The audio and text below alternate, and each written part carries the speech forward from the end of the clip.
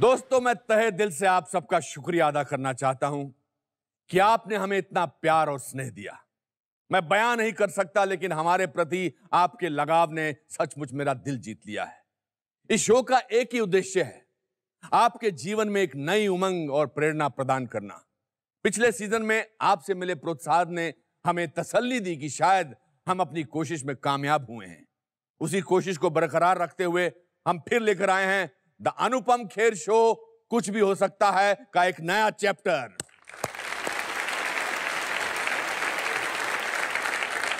तो दोस्तों, दिल थाम के बैठिए और आनंद लीजिए, क्योंकि शुरू होने वाला है द अनुपम खेर शो कुछ भी हो सकता है। पिछले सीजन में हमने बहुत विचित्र कहानियां सुनी। इस बार भी मेरे कुछ ऐसे अद्भुत मित्र आपसे रूबरू होने आएंगे जिनका जीवन रोमांच और आशावादी कहानियों से बुना है। इन कहानियों में कहीं संघर्ष की दास्तां होंगी तो कहीं किस्मत का करिश्मा, कहीं भय पर जीत का किस्सा होगा तो कहीं निडरता की कथा। आइए देखते हैं इस सीजन की एक छोटी सी झलक।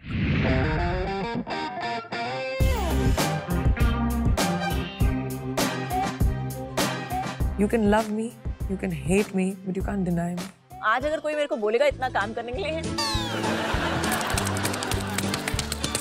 आता मजी सटकली किसने सिखाया उनको? आपने। मेरा कंट्रीब्यूशन इंडस्ट्री का स्टबल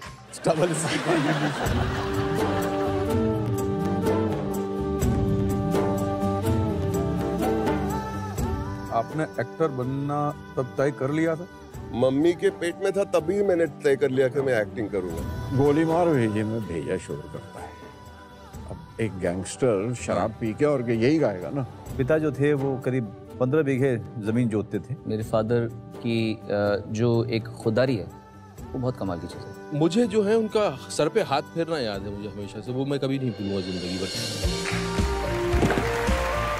छोटा सा था और सचिन मेरे साथ मेरे डेब्यू मैच में बैठे हुए थे, तो मैं ऐसे था सर, बिल्कुल ऐसे ऐसे हो रहा था। बैठिए अब क्या लगता है मैं एक्स्ट्रा खड़ा नहीं हो सकता? अरे मेरी खड़ा होते यार, बिल्कुल खड़ा हो सकता है। हिंदुस्तानी सिनेमा जगत की विरासत के अनमोल रत्न पढ़ लेता हूँ। कभी किसी ने बिलीव नहीं किया था कि एक लड़की हैदराबाद से काउडंग कोर्ट पे खेल के एक दिन विंबलडन खेलेगी, एंड उस टाइम पे मेरा ख्वाब था कि मैं एक दिन नंबर 1 बनूं। तो अगर ये हो सकता है तो ऑब्वियसली कुछ भी हो सकता है। क्या बात है। दोस्तों, आज जो मेरी मित्र यहाँ आई है उनके आत्मविश्वास की कोई तुलना नहीं। 18 साल की उम्र में इन्होंने अपने आत्मविश्वास से पूरे विश्व को सम्मोहित कर लिया था। कला क्षेत्र में कड़े संघर्ष से इन्होंने अपनी एक अनूठी पहचान बनाई है। अपनी प्रतिभा के प्रभाव से आज ये एक इंटरनेशनल स्टार है। Please welcome farmer miss world, the national award winner, a brilliant actor, a singer, Priyanka Chopra.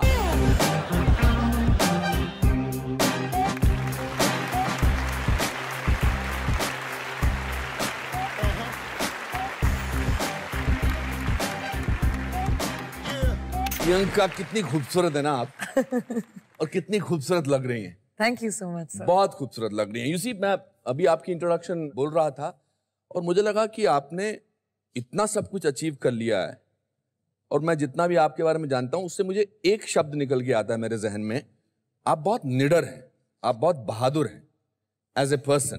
I think fearless होना वही एक ऑप्शन बच जाता है जब आपको फेलियर नहीं अच्छा लगता। किसी भी चीज से ज्यादा अगर मैं कहूँ किसी चीज को हेट करती हूँ तो वो है फेलियर एट एनीथिंग। अगर आप मुझे माय मदर वो रिवर्स साइकोलॉजी करती थी मेरे साथ, क्योंकि अगर आप मुझे कुछ भी बोलें आप तो ना बोलना मुझे बड़ा अच्छा लगता था कि अच्छा बेटा खाना खा लो ना, क्यों खाऊं, स्कूल चले जाओ ना, मैं नहीं जाऊंगी। तो मम्मी बोलती थी आज बिल्कुल स्कूल नहीं जाना, ओके आज तो भेजूंगी नहीं मैं से, क्यों आप कौन होते बोलने वाले। So she used to always उल्टा। क्या फीलिंग होती थी ना बोलने से?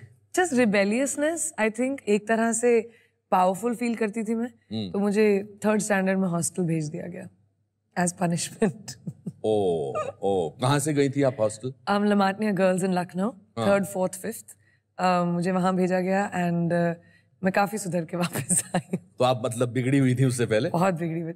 I was a only child 7 साल तक, एंड पहली बेटी इन माय एंटायर खानदान। हाँ। सो मॉम की साइड में भी डैड की साइड में भी, तो इतनी बिगड़ी हुई थी मैं, I was just spoiled and I still am. मेरी बुआज मासी सबकी मैं फेवरेट हूँ। अरे वाह, आप हमारी भी फेवरेट हैं, बहुत फेवरेट है आप हमारे।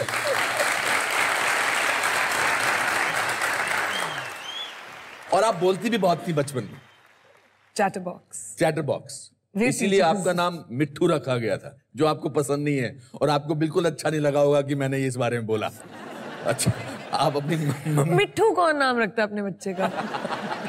जब मुझे समझ में आया कि अच्छा ये तोते का नाम होता है, और क्योंकि मैं हमेशा बात करती हूँ, I used to mimic people a lot. अच्छा। सो मेरे पेरेंट्स बड़ा एम्बैरेस हो जाते थे कि कि मैं ऐसी चीजें करती हूँ। जैसे वेरी फनी, एक बार हम आर्मी मेस में पार्टी हो रही थी and children are allowed army mess वगैरह में, तो कोई वेरी इंपॉर्टेंट जनरल टाइप थे, तो खाना खा के उन्होंने बड़ी जोर से डकार मारी, तो मैंने भी बच्ची पीछे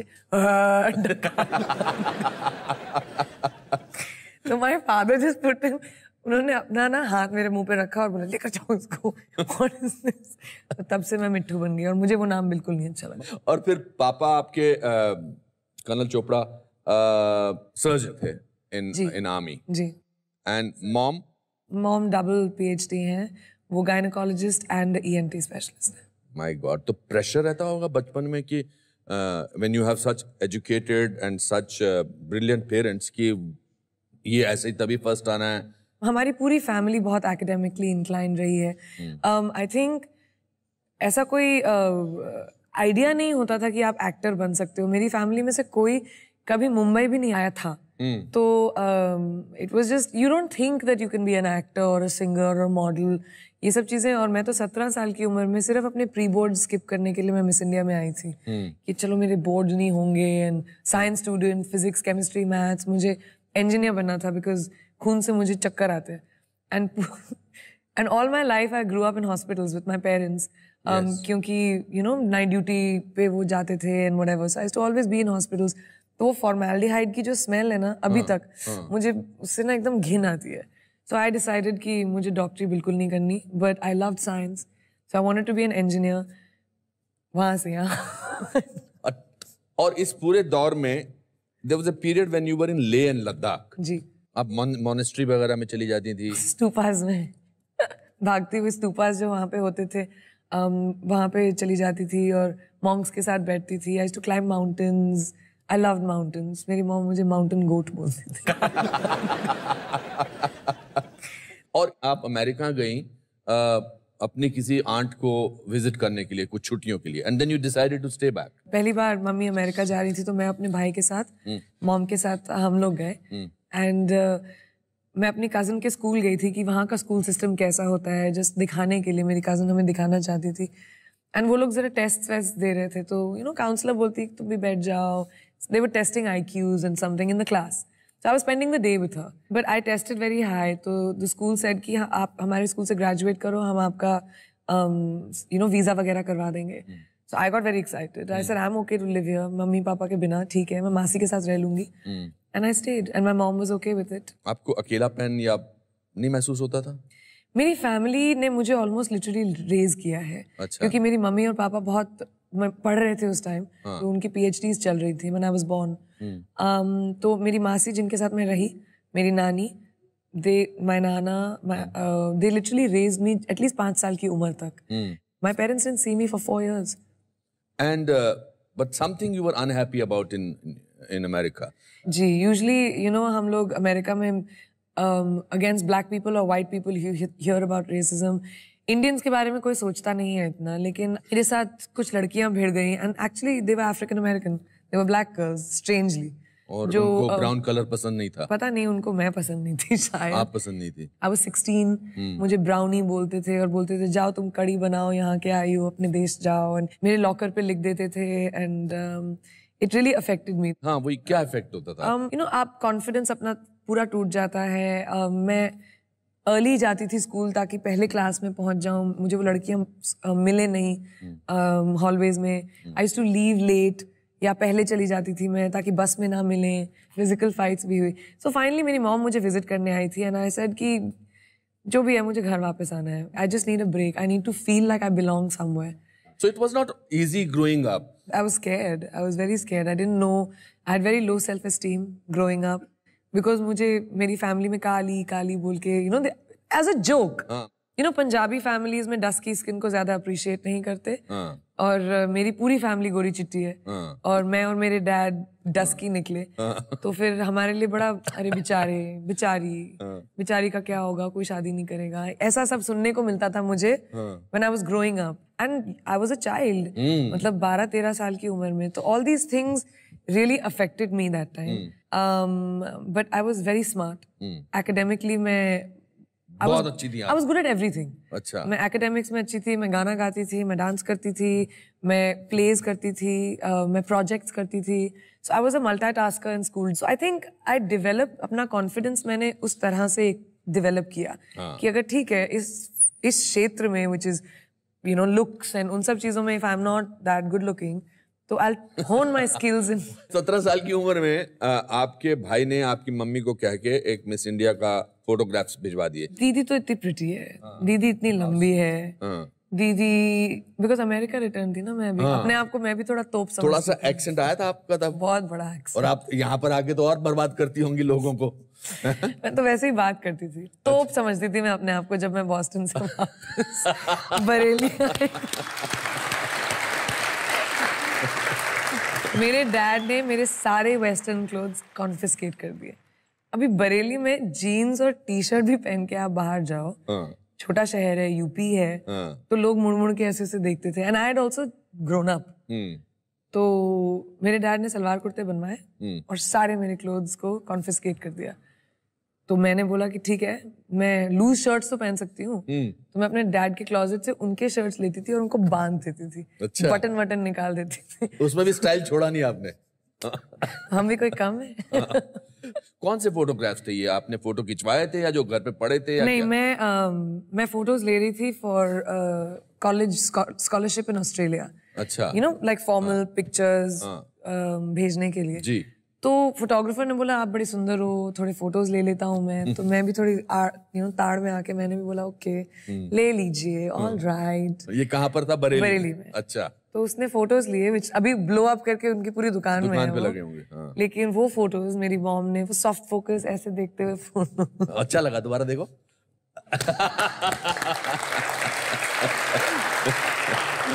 तो वो फोटोज भेज दिए एंड लो एंड बिहोल्ड पता नहीं कैसे फोन आया आपको कि आपका शॉर्टलिस्टेड हो गई हैं आप. मेरा नाम जोकर देख रही थी और खाना खा रही थी तो फोन आया और मैंने कहा ना मैं अपने आप को तोप समझती थी. इन बरेली में तो ऑलरेडी ब्यूटी क्वीन थी. तो फेमिना का फोन आया कि calling from Femina Miss India and you have to come to Delhi, आपका इंटरव्यू है 5 दिन में, हील्स लाइएगा, मेकअप मत पहनेगा and will see you then. तो आई सेड अरे ये मतलब नाम जानते थे मेरा. सो आई हंग अप. और मुझे आई हैव नो आइडिया कि मेरी मॉम ने भेजे हैं ये फोटोज. ओह अच्छा. हाँ आपके पास तो बिल्कुल इन्होंने बताया नहीं था. मुझे पता ही नहीं है. वाह. तो मैंने जाके मॉम को बोला देखो मैं कितनी बड़ी तोप हूँ. फेमिना को पता है कि मैं यहाँ पर हूँ, कि मैं बरेली में हूँ. उन्होंने मुझे फोन किया मिस इंडिया में आने के लिए, आपको अप्रिसिएशन नहीं है अपनी डॉटर के लिए. तब मेरी मॉम ने मुझे बताया. अब डैड को कौन बोले, who will bell the cat. तो मम्मी ने बोला कि आज रात को तुम अपने फ्रेंड से मिलने जाओ, मैं डिनर बनाऊंगी. अरे वाह. फिर डैड को बोला एंड आई थिंक मेरे पापा की सिर्फ एक ही एप्रीहेंशन थी कि I was 17, you know, and I was so young. He didn't want me to go alone. So my mom said कि वो मेरे साथ जाएंगी and you know she gave up her practice. उनका अपना हॉस्पिटल था to stay with me till almost 23-24. मतलब किस्मत का पिटारा खुलना शुरू हो गया. I think so. इसलिए मैं बहुत डेस्टिनी में बिलीव करती हूँ कि आप सोचिए अगर वो रेसिज्म नहीं होती. जनीन स्टीवेंस ने मेरी जिंदगी बनाई. जनीन स्टीवेंस उसका नाम था. अच्छा. Yes, मेरी बुली का. अगर उसने मुझे बुली नहीं किया होता मैं इंडिया नहीं आती. अगर मैं वो स्कॉलरशिप के लिए वो फोटोज नहीं लेती तो मेरा भाई नहीं सोचता कि मैं सुंदर हूँ. ये फोटोग्राफ्स नहीं जाते. I came to Bombay only thinking कि अच्छा मेरे को प्री बोर्ड मेरे स्किप हो जाएंगे. गुड 1 महीने की छुट्टी हो जाएगी. I'll just go have fun in Bombay. कभी नहीं गई and come back. And then give my boards and go to Australia. And I had a full plan. Wow. And the moment when you became Miss India, what was that moment like? Where was that? Pune में. It was in Pune. मैं तो honestly I didn't think I will win or anything because. Why did you think you will not win? Because I've never modeled. And then Miss World. Yeah, and then Miss World. उसी साल. 18. I just turned 18 2-3 months पहले. और जब फिर आप miss world बनकर वापस अपने घर गई, उस छोटे से शहर में गई, तो एक इस बार एक्चुअली तोप बनकर गई थी आप।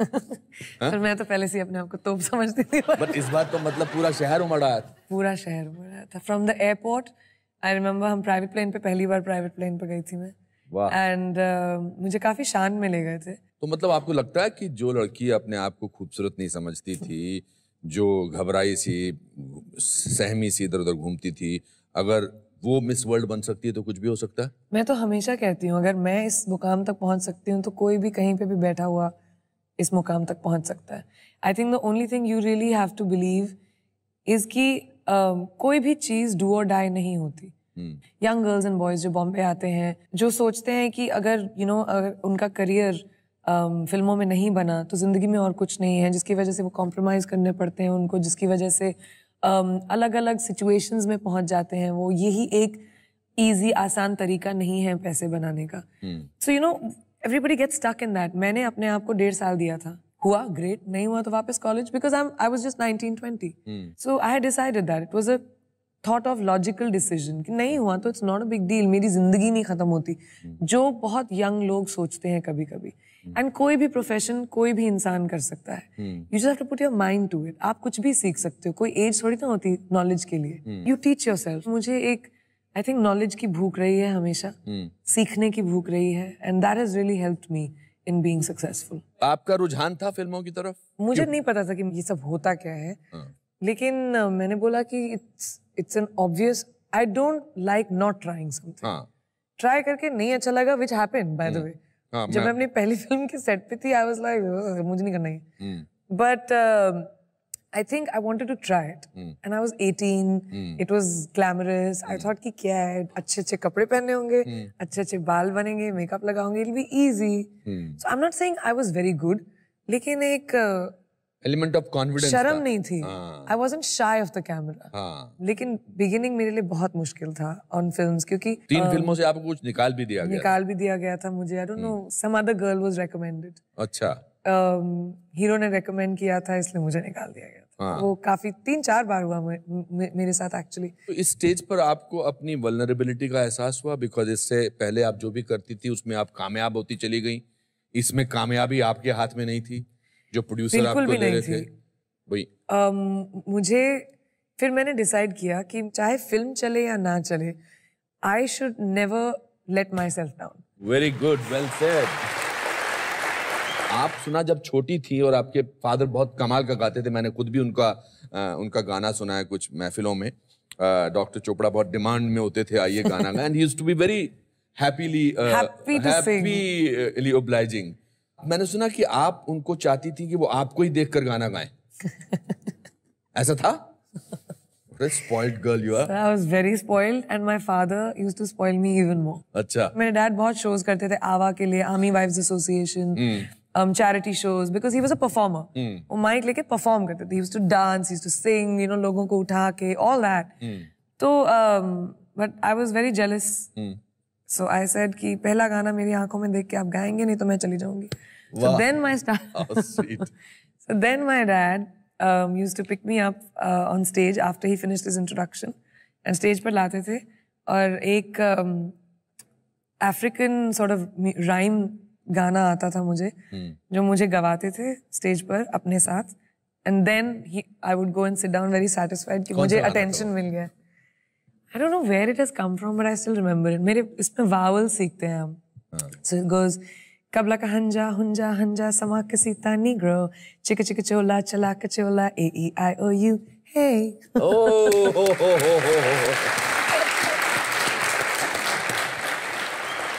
आपकी early memories of your time spent with your father क्या हैं? My earliest memories are of my father. I don't even remember my mother. मुझे तो मेरी mom, I think much older तक याद ही नहीं आती। मेरे dad याद आते थे। He had a big bike. फट फट फट फट फट फट फट करके साउंड आता था उनका। सो आई यूज्ड टू, मेरे को याद है कि मैं बस खिड़की में खड़ी रहती थी शाम को जब टाइम होता था। Dad and I must be 3 or 4, my hero की, एंड थे भी लंबे चौड़े। Give you a sense of protection. Very much, है ना? Very much so, both me and my brother. मुझे याद है जब मेरे भाई का पहला स्पीच था, he was like 3 years old, कुछ वेलकम स्पीच देनी थी उसको स्कूल में, बेचारा लिस्प करता था, बोल भी नहीं पाता था words, welcome on this auspicious day, ऐसे वर्ड से मैं उसको स्पीच सिखाती थी। तो जवाहरलाल नेहरू की तरह चिल्ड्रंस डे पे उसको ड्रेस करके जाना था। तो मेरे डैड ड्रामा ऑफ कोर्स बड़े ड्रामेटिक थे, उनके एडीसी बन के अपनी जीप पे उसको लेकर गए। तो उसके स्कूल में एंट्रेंस मारी जवाहरलाल नेहरू की तरह और मेरे डैड एडीसी पीछे खड़े हैं। How sweet. Amazing it was. How wonderful. और उन्होंने एक बहुत कमाल की और बात की थी कि आपको एक बहुत खूबसूरत डायमंड पेश किया था और उसके पीछे जो लॉजिक उन्होंने बताया, I thought that was the most amazing thing to do. Correct ना? बेचारा तो कोई नहीं आएगा मेरी लाइफ में। बताइए इसके बारे में। I don't want to preempt it, आप बताइए। On my birthday about 5 years ago, both my mom and my dad, उन्होंने मुझे एक रिंग प्रेजेंट की, 8 कैरेट डायमंड, इतना बड़ा। तो I was very excited. Obviously press ने लिखा कि किसी लड़के ने दिया है मुझे, एंगेजमेंट रिंग है as usual. But they were very disappointed when I said that my father gave it to me. But उनका लॉजिक था कि अगर तुम्हारा डैड तुमको इतनी बड़ी रिंग दे सकता है, तो जो बंदा तुम्हारी जिंदगी में आए उसको इसको बीट करना पड़ेगा। वाह, क्या बात है।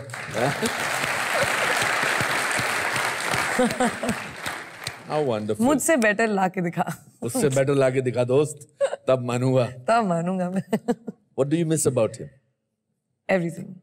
मेरे डैड को बड़ा इंटरेस्ट था मेरी जिंदगी में, छोटी छोटी चीजें, क्या हुआ डिनर पे बैठ के, कौन सी फिल्म, मेरे नरेशन सुनना, मेरे आइडियाज सुनना। पर्सनल लाइफ के बारे में हम लोग कभी डिस्कस नहीं करते थे because it was a father daughter thing, but he always knew, he could sense me. तो अगर मैं किसी दिन अपसेट आई घर पे, तो you know my dad, we used to call each other twins because he just sensed me. तो मुझे बोलते थे आज का सेंसेक्स क्या है? तो whenever I walked in, Sensex means कि what is the feelings of today, wine का ग्लास खोलूं या बॉटल। अच्छा। You know that kind of, आज जरूरत है या नहीं? He used to just wait to see me. I think उनकी आंखों में एक तरह से pride and joy मेरे लिए हमेशा बहुत था. I miss seeing that in someone's eyes. और आपकी रिस्ट पे जो लिखा है वो इस बात का प्रमाण है। हाँ, this is actually मेरे डैड पापा की हैंडराइटिंग में लिखा है, Daddy's little girl. Little girl. Yeah. What an amazing father. He was an amazing. Amazing father. Wonderful. You see, tragedy वो नहीं है कि आप उनकी याद में आंसू बहाते रहें, ट्रेजेडी वो है कि उसके बाद बावजूद भी आप मुस्कुराते रहें। I think so. मैंने बहुत कोशिश की after my dad passed to deal with it. लेकिन जब भी मैं घर आती थी मैं भूल जाती थी कि डैड नहीं है। I don't know, और अभी भी मुझे कभी कभी नहीं लगता, तो मैंने एक्सेप्ट कर लिया इस बात को कि ये फीलिंग हमेशा मेरे साथ रहेगी। He is there very tangibly with me. इसलिए I think मैं उनकी मेमोरीज को अपने साथ इतनी विविडली रखती हूँ शायद that I don't feel he's gone. So I'm not sad about it. और आपकी सक्सेस को सबसे ज्यादा एंजॉय वो करते थे? सबसे ज्यादा, मुझसे ज्यादा। हाँ। मतलब अगर मैंने अवार्ड जीता तो डैड जंप करेंगे। हाँ। It was like he was successful. Yes. Your mother is My mother is a little sedate about it. And वो हमेशा थोड़ी सी बैक सीट लेती थी मेरे डैड के लिए. She always calls herself his reflection. कि you know family में एक ही स्टार हो सकता है. And my dad was a star. And he was charming. Flirtatious. Yes. Big flirt. Yeah. All the women loved him. He made them laugh. So full charm he was. You know आपकी खूबसूरती का एक और राज क्या है? क्या? कि आप एक्चुअली एंजॉय करती हैं हर मोमेंट जो आपने जिया है। Yeah, I do live the moment. I don't like कि जिंदगी में इतनी सारी चीजें होती हैं. No matter what is happening in the world, the show must go on. Action और कट के बीच में आप अपनी जिंदगी को नहीं ला सकते. जब मेरे डैड की डेथ हुई, मैंने मेरी कॉम 4 दिन बाद शुरू किया. It doesn't mean कि I wasn't hurting. It doesn't mean कि मेरी जिंदगी में इतना बड़ा upheaval नहीं हुआ था. But I needed to do what I needed to do. And I think वो इसलिए मैं उस मोमेंट में रहना पसंद करती हूँ जो अभी हो रहा है। How do you deal with adversity? How do you deal with criticism? I'm very self-made. मुझे मेरे करियर में किसी ने मेरी मदद नहीं की। कभी मेरा कोई गॉडफादर नहीं रहा है, या कोई बॉयफ्रेंड नहीं रहा है, या कोई रेकमेंड करने के लिए। मैं हमेशा मेरिट पे मुझे अपना काम मिला है, और वो बहुत मुश्किल बात होती है। सस्टेन करते रहना अपने आप को, क्रिएट करते रहना। मुझे सिर्फ मेहनत आई बचपन से कि आप मेहनत करो मिल जाएगा आपको, पढ़ोगे अच्छे से तो एग्जाम में रिजल्ट मिलेंगे। You know I have been raised like that. और मैंने बहुत सारे लोगों से काफी चीजें उठाई हैं as an actor. Akshay Kumar से मैंने पंक्चुअलिटी सीखी कि आपकी आपने 9 से 9 या 12 घंटे अगर प्रोड्यूसर को दिया है तो वो चाहे आपसे काम करवाए या चाहे आपको बैठाए, आपने उनसे पैसे लिए हैं और आप प्रोफेशनली बिहेव करो। It made me think, mister Bachchan said it doesn't matter how small or big your role is, आप परफॉर्म उसमें अपने आप को कितना यादगार बनाओगे वो जरूरी है। तो आपकी ट्रेनिंग ऑन द सेट्स हो रही थी? हमेशा। मेरी फिल्म में मेरा फिल्म स्कूल थी एंड मुझे बहुत 4-5 साल लगे टू अंडरस्टैंड कि अच्छा एक्टिंग में मैं भी कंट्रीब्यूट कर सकती हूँ। राइट। अच्छा। पहले तो मुझे ये नहीं पता था। I used to just lines मिली, नेचुरली जो आता था मैंने किया। और वो मतलब मुझसे शादी करोगी, ऐतराज, I did a lot of good films like that. ऐतराज में तो आपने बल्कि you were the villain in the film. I was the bad guy. Bad girl or bad girl, yes. मैं नहीं बोला था कि भाई ये थोड़ी ना होगा मुझसे। 21 साल की उम्र थी मेरी, समझ के बाहर almost. I was like, are you crazy? This is so intimidating. And उसके ऊपर से मैं relatively conservative family से आई हूँ, so I was very unsure. But because it was such a sexually forward character, that intimidated me a lot.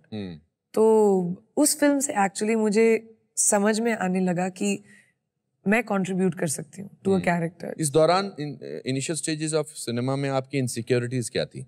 How I looked. How I looked? Very importantly. अच्छा। Because मेरा हमेशा self esteem का issue रहा है। और कि मैं किसी को जानती नहीं थी, you know.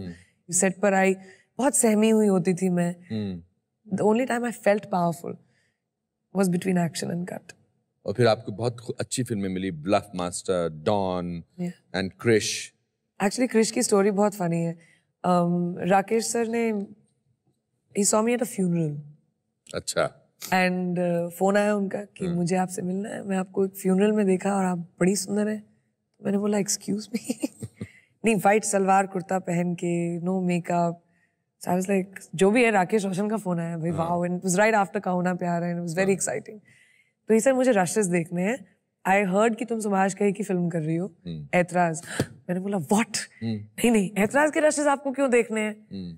तो अभी कंप्लीटली उल्टा कैरेक्टर ना, राकेश सर की फिल्म में गर्ल्स आर वेरी पायस, और यहाँ पे जो वैम्प प्ले कर रही थी, तो ऐसे नहीं ऐसा मत करो sir, I will show you other films. No Abbas Mustan बड़े अच्छे डायरेक्टर्स हैं, मेरे को वो फिल्म देखनी है। तो मैंने अब्बास मस्तान को फोन किया, आई सेड सर देखो मेरी इज्जत की बात है, वो इंटरवल वाला सीन मत दिखाना बस, which is a rape scene, जहाँ पे I rape Akshay's character. And उसी सीन को देखकर he cast me in Krish, which I've never understood. I was very embarrassed. I was like, मैं उनसे ना आंख मिला के नहीं देख पा रही। और फिर उन्होंने आपको एक पायस लेडी का रोल दिया। पायस लेडी। अच्छा कैरेक्टराइजेशन था। और फिर आपने फिल्म की barfi. My favorite film of mine. सुना अनुराग जो थे वो आपको कास्टिंग करने आए थे और वापिस चले गए थे, बताइए उसके बारे में। मैं अनजान अनजानी शूट कर रही थी एंड अनुराग सर का फोन आया मुझे कि प्रियंका तुमसे मिलना है जैसे तुम अमेरिका से वापस आओ। आई गॉट वेरी एक्साइटेड कि ये, पता I didn't know what the film was. तो मैं एक इवेंट पे थी, ऐसी कुछ गाउन वाउन पहना था एंड अनुराग सर वेट कर रहे थे मेरा, एंड मैं घर पे एंट्री मारी मैंने एंड वो खड़े हो गए एंड मैंने बोला hi sir how you, very excited and all, and I sat down और वो खड़े ही रहे। तो मैंने बोला क्या हुआ? बोलते and Anurag is very eccentric. He couldn't look at me. He said, I'm really sorry, I made a mistake, Priyanka. I have to go. I said, sorry? आप एक तो मेरे घर में आए हो, उसके ऊपर से मुझे इतना तैयार होकर देख के आपने बोला कि मिस्टेक है? What does that mean? I didn't know the character. I didn't know it was Jilmil. So I was very offended. I said, आप बैठो 2 minute. You can't not tell me the story. He said, okay, I'll explain it to you. And very disinterestedly, he told me the character and the story. And I just knew I had to do it because he thought I couldn't. Oh. क्या मतलब कि मैं नहीं कर सकती? ऐसा हो ही नहीं सकता. But I like being pushed and challenged कि ये नहीं हो सकता मुझसे. So he told me कि मैं कैसे लोगों को भुलाऊं कि तुम प्रियंका चोपड़ा हो. I need them to see Jilmil. Jilmil 18-19 साल की लड़की है जिसमें कोई ग्लैमर नहीं है, कोई डिजायरेबिलिटी नहीं है, ऑटिस्टिक है, तुम वो लग ही नहीं सकती हो. So I made a mistake and very like clearly he said मैं एक रियल ऑटिस्टिक लड़की को कास्ट करना चाहता हूँ. I think this was a bad idea. So So I said, okay, give me 5 days. 5 दिन के बाद आपको लगे you cast a real autistic girl, it's fine. So 5 days I kept going to his office. I read up, I did research, I went to School of Autism. I spent time with children with disabilities. And I learned, I saw videos, I learned, I studied on autism. फिर अनुराग sir मैं छोटी छोटी चीज़ों पे काम करना शुरू किया हमने. How she walks, her hands, her laughter, her smile. And the 5th day, she was ready. It just happened. Fantastic. Fantastic. Fantastic. Then you did a completely different film called Mary Kom. I just knew that they were making a film on Mary Kom and I was embarrassed. मुझे भी Mary Kom के बारे में ज़्यादा नहीं पता था. Her Olympics had just happened. That's why I knew her. आप सोचेंगे बॉक्सर को देखकर कि वो माइक टाइसन की तरह आएगी जब मैं उससे मिली शिफॉन पहन के नेल पॉलिश लगा के giggling girl who likes dancing and singing. I loved the dichotomy of her character. तो इसीलिए I was just like, let's do it. ये तो करना ही पड़ेगा. ये तो करना ही पड़ेगा. आपको 2 बेस्ट परफॉर्मेंसेस के लिए नेशनल अवार्ड नहीं मिला. I think I've made peace with it because I think I've now as an artist. I think I'm an artist. I've moved beyond awards. Correct. पहले मुझे बुरा बहुत लगता था. बर्फी के टाइम मुझे बहुत बुरा लगा था. But this time not at all. First of all, I think a deserving candidate got it because art subjective होता है. And आपको जो अच्छा लगे शायद मुझे ना लगे. The one thing no one can take away from me is how hard I work. And I'm very good at my job. Only because I've taught myself that. मैंने पढ़ाई की इसीलिए I'm good at what I do. तो वो तो आप deny नहीं कर सकते ना. And that's when I realized that I want to be undeniable. You can love me, you can hate me, but you can't deny me. Whoa, very good. Well said. Well said. इतने सारे आपने अभी role निभाने शुरू कर दिए हैं. आप बहुत बढ़िया इंटरनेशनल सिंगर हैं. आप गुडविल एम्बेसडर हैं of UNICEF. So not only आपने अपने आप को बतौर एक्ट्रेस चेंज किया है, बट आपने एज ए पर्सोना आपने बहुत सारी रिस्पॉन्सिबिलिटीज ली हैं. ये ट्रांजिशन ऑटोमेटिक था या ये सटल था या ये जस्ट हो गया या आपने सोचा इसके बारे में? It was a way of life हमारे लिए. I think जब मेरे पेरेंट्स डॉक्टर्स थे तो when I was a kid, philanthropy was a very important part of my parents' lives. And at least once or twice a month, Bareilly के outskirts में there are lots of villages, छोटे-छोटे villages जहाँ पे access to professional doctors नहीं थे. So dad, mom, me, nurses वगैरह हम लोग हमारा ambulance लेकर villages में जाते थे. और मेरे लिए तो फील्ड ट्रिप होती थी, very exciting. And my mom would go, specially female cases ज़्यादा लेडीज को हॉस्पिटल्स में आने नहीं देते थे. So my mother used to go being a gynaecologist. तो मेरा जॉब होता था फार्मेसी में, जो भी प्रिस्क्रिप्शन आया था उसमें मैं मेडिसिन के ना टैबलेट्स काउंट करके देती थी. मैं अपने जॉब को बड़ी सीरियसली लेती थी. अच्छा. तो आई think I grew up with an understanding of education का इम्पोर्टेंस, राइट्स का इम्पोर्टेंस, सेल्फ वर्थ का इम्पोर्टेंस. आई थिंक फीमेल्स को बहुत ज़रूरी है फाइनेंशियली इंडिपेंडेंट होना इस देश में. हम लोग इतना अपने पेरेंट्स पे डिपेंड करते हैं, उसके बाद अपने हस्बैंड पे डिपेंड करते हैं कि अगर गॉड फॉरबिड खुदा ना खास्ता कुछ हुआ तो आप अपना ख्याल कैसे रखोगे. Education doesn't mean formal school education only. अगर आप अफोर्ड नहीं कर सकते हो तो सोइंग सीख ली, कुकिंग सीख ली, कोई भी क्राफ्ट, अ वोकेशन जो आपको एक सेल्फ वर्थ देता है, आपको कॉन्फिडेंस देता है. That was always very important for me. So UNICEF gave me the ability to be able to do that. अब 8 साल हो गए हैं that I have been with UNICEF. Charity का ये मतलब नहीं कि आप अपने वॉलेट से पैसे निकाल के दें. Anything that can help someone else is good enough. आपको दुनिया बदलने की जरूरत नहीं है. How wonderful. Thank you for thinking like that.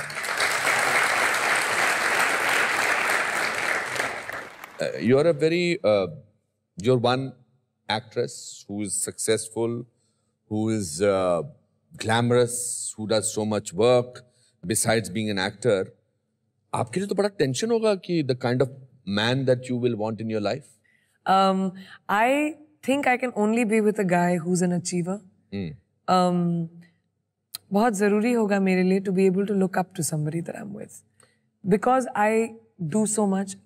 I don't consider myself कि मैं एक स्टार हूँ या मैं आर्टिस्ट हूँ, मैं अपने आप को एक अचीवर समझती हूँ। आप कुछ भी दे दो मुझे, अगर आप मुझसे पेंटिंग भी करा लो आपकी दीवार की, मैं बड़े अच्छे से करके दूंगी, यू नो। तो आई एम दैट पर्सन, और मुझे I have to be with someone like that, and who is like my father, funny, who understands humor, who's charming. Correct. You know, so it's not very difficult.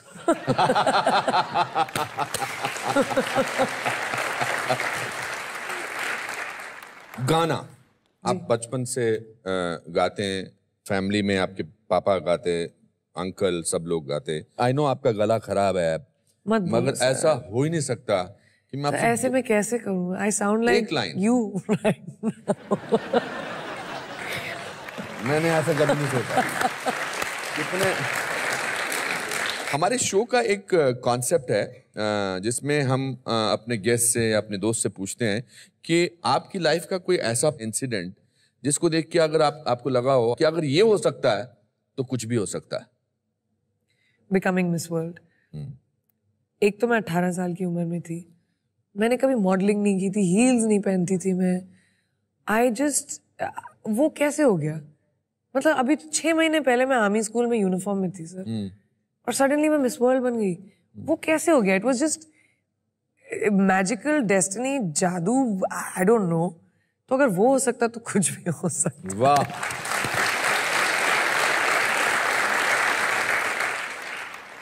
तो अब वक्त आ गया है हमारे audience को वो मौका देने का जिसमें उनकी जिंदगी में उन्हें लगे कि अगर वो यहाँ पर आकर मंच पर आपके साथ बैठ सकते हैं, आपसे बातचीत कर सकते हैं, तो कुछ भी हो सकता है। हमारे पास यहाँ हमारी ऑडियंस के जितने भी लोग हैं उनके सबके नाम इसके अंदर रखे हैं हमने। प्रियंका, आपको एक नाम इसमें से निकालना है।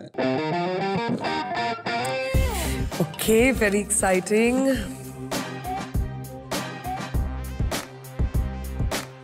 भावना, आइए आइए भावना जी। अरे बाप रे, इतना सीरियस होके आ रही हैं आप। भावना जी, सब ठीक है? हाथ कांप रहे हैं। Hi Bhavna, pleasure meeting you. Really really good to meet you. Stunning man, really. तो मैन इधर है। इतना आसान होगा? ए, ठीक से बैठो। ए, ऐसे लाइन बोलते हैं? Imagine if I had to work with you. अगर आप मुझे बोलना हो कि सर थोड़ा सा ज्यादा एंग्री हो जाओ, मतलब मेरी क्या मजाल। आई am a directors actor. But sir I am not a director. वही तो बोल रही हूँ मैं, मेरी क्या मजाल कि मैं an actor as accomplished as you को बोल पाऊँ। I feel like that right now. So I haven't even thought of a cast because I can't even think of myself as a director yet. Bhavna ji, आप हम प्रियंका की तरफ से इनकी पसंदीदा कुछ चीजें आपको देना चाहेंगे? जी सर, थैंक यू। आइए।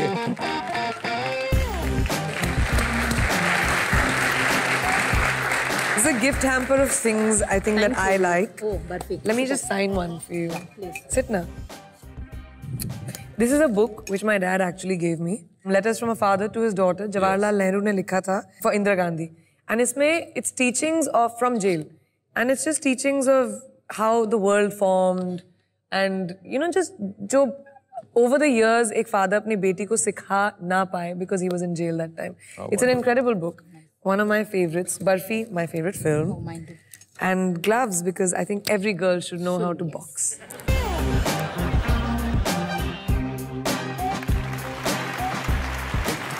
Thank you. You made my day. I mean, my life, Raj. Of course, selfie.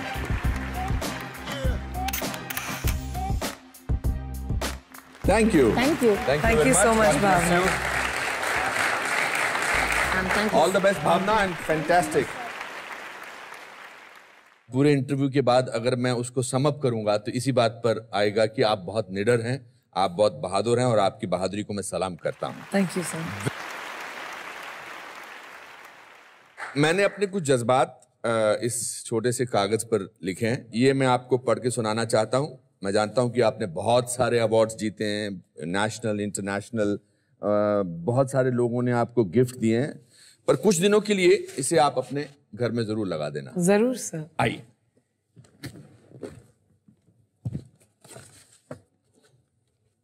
Hindustani cinema जगत की गरिमापूर्ण शख्सियत प्रियंका चोपड़ा, आपको हमारा नमस्कार। आपकी उपलब्धियां आपकी सच्चाई का प्रतीक हैं। आपकी मुस्कान के पीछे छिपी मेहनत का हम सम्मान करते हैं। आप हर युविका के लिए एक प्रेरणा हैं और हर माता पिता का गुरूर है। आपका आत्मविश्वास और जुझारू रवैया एक स्वतंत्र जीवन शैली का उदाहरण है। आप हमेशा संतुष्ट रहें, इसी प्रकार हमारा मनोरंजन करते रहें, यही हमारी उम्मीद है। अनुपम खेर। Thank you. जब तक आप मेहनत के बारे में बात ना करें, लोग समझते नहीं है कि कितनी मेहनत जाती है हमारे काम में। बहुत जरूरी है। दोस्तों, मुझे उम्मीद है कि प्रियंका चोपड़ा से मिलकर आप सबको बहुत मजा आया होगा। इसी के साथ आज का शो यहीं समाप्त होता है। हम अगले हफ्ते फिर मिलेंगे एक नए दोस्त, एक नई खुशी और एक नई हंसी के साथ। तब तक के लिए आप अपना ख्याल रखिए, खुश रहिए और याद रखिए कि अगर बिन बादल पानी बरस सकता है, कीचड़ में कमल खिल सकता है, तो लाइफ में कुछ भी हो सकता है। Good night, God bless you.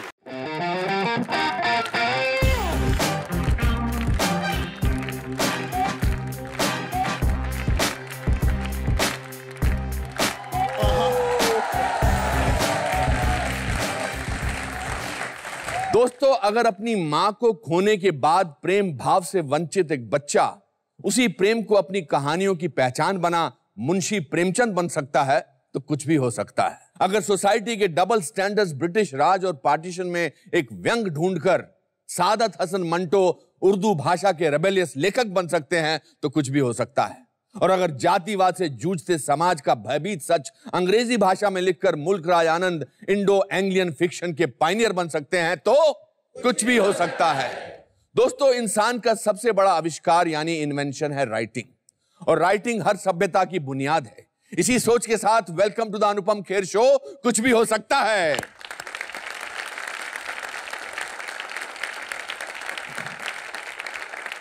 Writing की कला हमारे जीवन में किसी भी चीज को समझना या समझाना बहुत आसान कर देती है।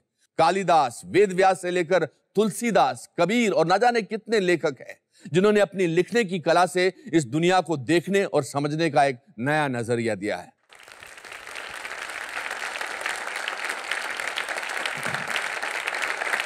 दोस्तों, आज जो मेरे आदरणीय दोस्त यहां आए हैं, वो कलम की स्याही से शब्द नहीं, एहसास लिखते हैं।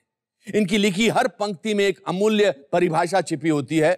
अपने शब्दों के अंदाज से इन्होंने दुनिया का एक विचित्र आईना बनाया है, जिससे झांकती है कुछ साधारण व असाधारण सच्चाइयां। बहुत बहुत शुक्रिया आपका। आपसे बातचीत करने का मेरा बहुत दिल था पिछले सीजन से, और मैं आपका शुक्रगुजार हूं कि आपने वक्त ढूंढा और आज आप इस शो में आए। इस शो का नाम आपसे बातचीत तो अक्सर होती रही है जी। सिर्फ ये जानने की तमन्ना रहती है कि आपका जी था मुझसे बात करने का या इम्तिहान लेने का, क्योंकि ऐसे मौकों पे अक्सर मैं डरा रहता हूँ। नहीं, बिल्कुल इम्तिहान नहीं लेंगे। टेक्स्ट से बाहर की कोई बात ना पूछ लें, जितना पढ़ा है उतना ही पूछिए। आपसे ज्यादा पढ़ा लिखा कौन हो सकता है, या आपसे ज्यादा ज्ञानी कौन हो सकता है? पहले तो बहुत बहुत मुबारकबाद। मैंने सुना कि आप टेनिस का कोई चैंपियनशिप जीते हैं सर। नहीं, चैंपियनशिप का है, हमारा अपना बांद्रा जिम है, वहाँ पे अपना हमारा राउंड रॉबिन टूर्नामेंट होता है साल में एक बार। तो जीते हैं कि नहीं? तो जी हाँ, आई गॉट द ट्रॉफी। अरे तो फिर थैंक यू। आपने ये कब डिसाइड किया कि आप व्हाइट कपड़े पहनेंगे? I think it happened from my college time. अच्छा, तब से? जी हाँ। तो मैं सिर्फ ये है कि सफेद कपड़ों में पहले बुशर्ट भी पहनते थे, अच्छा, शर्ट भी पहनते थे, कुर्ता धोती भी पहनते रहे कई साल। बिकॉज बंगाली स्टाइल में। अच्छा, धोती कुर्ता पहनते थे? जी हाँ, जमाने में वो भी किया जब हेमंदा के साथ थे, जिस जमाने में यार, तो शौक था, अच्छा लगता था। बंगला जबान अच्छी लगती थी, बंगाली बड़े अच्छे लगते थे। और वो तो आप जी, मेरे गुरु भी बंगाली बिमल रॉय के साथ आपने जी हाँ और शुरुआत की, और काफी साल आप उनके साथ रहे। जी हाँ, और सबूत देने के लिए फिर बंगालन से शादी भी कर ली। तो बट यू वर बॉम्बे जब आप आए थे, आप एक मोटर मैकेनिक के यहाँ काम करते थे। मैं हमारी मतलब फैमिली का कुछ रीएडजस्टमेंट जब हुआ तो I was studying in Delhi. अच्छा। तो in that readjustment of family, उसमें मुझे फिर मुंबई, बड़े भाई मेरे यहाँ पे थे, हैं अब भी, जी जी, तो उनके यहाँ भेज दिया गया। तो फिर यहाँ पे पढ़ने के लिए आया था खालसा में। took small jobs here and there. What were the jobs that you took? One was this motor garage. Motor garage में But not a mechanic. नहीं, I was motor an garage में। accident कारों के रंग मैच करना. I had a knack for mixing colors and creating shades. उसको touch up करने के लिए। हाँ। तो मुझे एडवांटेज ये था कि वहाँ पढ़ने लिखने का वक्त मिल जाता था मुझे बहुत। और वो that was books were a passion with me all along. Always. Right from school. और आपकी family, your brother wanted you to take up a regular job or something? Naturally सारे बुजुर्ग जो आपके खैरखा हैं, जो बुजुर्ग हैं, they don't expect कि आप writing to take up as a profession, क्योंकि हमारे यहाँ राइटर की इनकम किताबों के पर तो आज भी नहीं जी सकते आप टोटली जी। लेकिन ये कि राइटर्स के लिए आज दूसरे जॉब्स बहुत हैं, आज और बहुत से काम मिल जाते हैं राइटर के लिए। अब उस जमाने में तो वो सब नहीं था। तो आप उस दौरान जब आपकी फैमिली आपके लेखनी पर एक किस्म का ऑपोजिशन करती थी, तो आप आप उससे कैसे डील करते थे? आप रेबेल थे या नहीं? I was never a big rebel, but you were a very quiet child. कुछ वैसे ही कुछ अहिंसा जो एक रास्ता है ना जी, रेवोल्यूशन ढूंढने का, तो गांधी जी है ना, बता देते हैं इस तरह के रास्ते। अच्छा। बस ये कि मुझे वो नहीं बनना था जो वो चाहते थे। बुक्स एज आई सेड कि वो पैशन था मेरा, पढ़ने का बहुत पैशन था। किस किस्म की किताबें पढ़ते थे आप उन दिनों? क्या पढ़ते थे आप? टू स्टार्ट विद बड़ी जासूसी नावल पढ़ा करता था। अच्छा। थ्रिलर्स। हिंदी में पढ़ते थे, अंग्रेजी में पढ़ते थे, उर्दू में पढ़ते? उर्दू में। जी हाँ। तलिस्मी किला, तलिस्मी मैं भी पढ़ता था उर्दू तलिस्मी छुराव, बहराम डाकू। जी जी। एक इब्ने सफी थे, इब्ने सफी बीए। जी हाँ, इब्ने सफी। विनोद हमीद के बहुत बड़े राइटर। बहुत बड़े राइटर। हाँ। बस उस दौर में जब वो पढ़ता था मैं, क्योंकि मैंने कहा ना, जैसे फैमिली का अरेंजमेंट था हमारा, तो I had to go and sleep in the shop. अच्छा। दुकान पे सोना पड़ता था जाके। तो खाना खाओ और चले जाओ जाके। तो अब बिजली भी नहीं थी वहाँ, तो एक वो लंबी चिमनी वाली लालटेन। तो और उस उम्र में जाके आदमी अब कैसे 8 बजे जाके कैसे सो जाए, 7-8 बजे तो खाने हो जाया करते थे जी। तो फिर मैं, वो एक लाइब्रेरी थी छोटी सी, पार्टीशन हुआ था, खोखे बना लिए थे रिफ्यूजीज ने ले जाके। तो जो अखबार भी बेचते थे, किताबें भी देते थे, किराए पर भी देते थे, और हफ्ते में 4 आना और किताबें जितनी चाहो पढ़ लो। अच्छा। तो लोगों यही उनका अंदाजा था, भाई 1 किताब पढ़ लेगा, 2 पढ़ लेगा, और क्या। और मैं अब जासूसी नॉवेल का तो ये चस्का होता है कि जब तक क्लाइमेक्स ना मालूम आप छोड़ते नहीं। और मैं रात भर में उसको किताब खत्म कर लेता था, अगले दिन फिर पहुंच जाता था। तो तंग आ गया वो आदमी मुझसे। अच्छा। वो that refugee who had started that, कि घाटे वाली बात हो गई ना। करेक्ट। 4 आने में, तो 4 आने में तो उसने यही कहा कि 4 आने में कितनी किताबें दूंगा भाई मैं तुम्हें। नहीं, और ये ऊपर के शेल्फ से उसने एक किताब निकाली और मुझे ये ले जाओ पढ़, और नहीं है किताब अभी। अच्छा। And that man didn't know कि उस एक वक्त में जब वो किताब निकाल रहा था, वो मेरी जिंदगी का रास्ता बदल रहा है। कौन सी किताब थी? वो किताब उसने दी थी, उसका नाम था गार्डनर बाय टैगोर। अच्छा। टैगोर की नज़मों का ट्रांसलेशन था। ओके। और मुझे उसका कवर पेज भी अभी तक ज़बान में उसी तरह से जहन में याद है। पहली नज़्म थी माली। बस वो किताब लग गई मुझे, और मुझे बड़ी अच्छी लगी। That change my total pattern of reading and picking up books. And Tagore आज भी मैं उसी तरह से एडमायर करता हूँ। मतलब आज भी है। He is a vast very very big poet. वो हमें तो अभी पहचाना नहीं हिंदुस्तान में उन्हें हमने, और खासतौर पे विश्व भारती में वो बंद रहे इतने साल। तो उनके 60 साल, तो 1940 ही एक्सपायर्ड, तो 60 साल के तो वैसे ही राइट्स नहीं दिए गए, खोले गए। अब आके टैगोर हिंदुस्तान में अब जगह जगह ट्रांसलेट हो रहा है। But my total taste of reading and literature जिसे कह सकते हैं आप, दैट बिकेम माई पैशन। मैंने टैगोर पूरा उनकी सिलेक्टेड पोएम्स एक खास उस उम्र की वो अब पब्लिश की हैं, ट्रांसलेट की हैं वो सारी नज़में जो जहाँ से शुरुआत हुई थी। It completes my whole circle of Tagore. तो ऐसी उसमें क्या चीज थी which made you relate to it? I can't put nail on it, can't put my finger on it कि ये बात थी जिसने मुझे वो ये कर दिया, लेकिन ये कि that gave me a reading from Tagore, Tagore's stories, Tagore's novels, शरचंद्र's novels। Sharatchandra को अगर शरचंद्र के आप नॉवेल्स पढ़ें, शॉर्ट स्टोरीज पढ़ें तो एक ह्यूज कुनबा दिखाई देता है आपको जी, बहुत बड़ी एक फैमिली दिखाई देती है।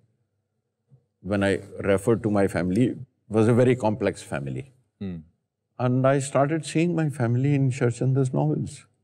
I could see the relationship, different relationships जो एक दूसरे को की राह से गुजर के निकल जाते हैं, एक दूसरे के साथ टंगे रहते हैं, एक साथ टंगे और कहीं हो जाते हैं और कहीं फलांग जाते हैं और कहीं दब जाते हैं।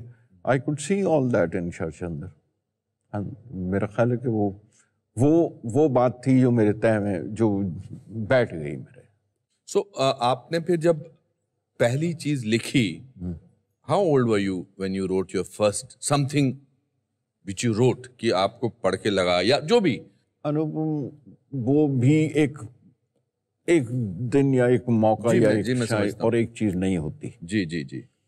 बैतबाजी किया करते थे स्कूल में, जिसे आप अंताक्षरी कहते हैं, उसे बैतबाजी कहा करते थे हमारे। बैतबाजी? बैत के माने शेर के। हाँ, अच्छा, बैतबाजी। तो फारसी में। जी जी जी। वो पूरी क्लासरूम कैसे, जैसे ये आपके यहाँ बीच में से जगह बनी हुई है, एक क्लास का हिस्सा ये है, एक क्लास का ये हिस्सा है, और आप उसमें बैतबाजी कीजिए। तो उसमें फिर अपनी नहीं, उसमें चोरी किया करते थे। अच्छा। बेईमानी किया करते थे। अच्छा। हाँ, जिंदगी नाम है मर मर के, ये वो अ से देना था, अलिफ से, तो इस जिंदगी का नाम है मर मर के जिए जाने का, तो इस लगा लिया उसमें। तो मौलवी साहब वो बहर के खिलाफ, वो बहर में नहीं है, शेर गलत पढ़ रहे हो, तो मुझे पता है उस्ताद होता है। एब्सोल्युटली। तो उसके बावजूद चोरी तो करना वो फर्ज बनता है, हार तो नहीं सकते आप पॉइंट अपना।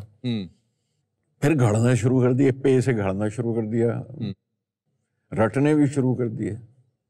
होता ये है कि वो सब जमा होता रहता है आपके अंदर, एक्यूमुलेट होता है, और वो अच्छे शेर जो याद कर लिए, गालिब के पढ़ लिए, इकबाल के पढ़ लिए, धीरे धीरे जब आप बड़े होते हैं, उस दायरे से निकलते हैं, तो उनके मानी अब समझ में आने लगते हैं। पहले तो शेर पढ़ दिया करते थे, वो सिर्फ जाल का था, अब वो गालिब का हो गया, अब इकबाल का हो गया, तो शेर समझ में आने लगे तो एडमिरेशन है, देन यू वांट टू से इट, राइट।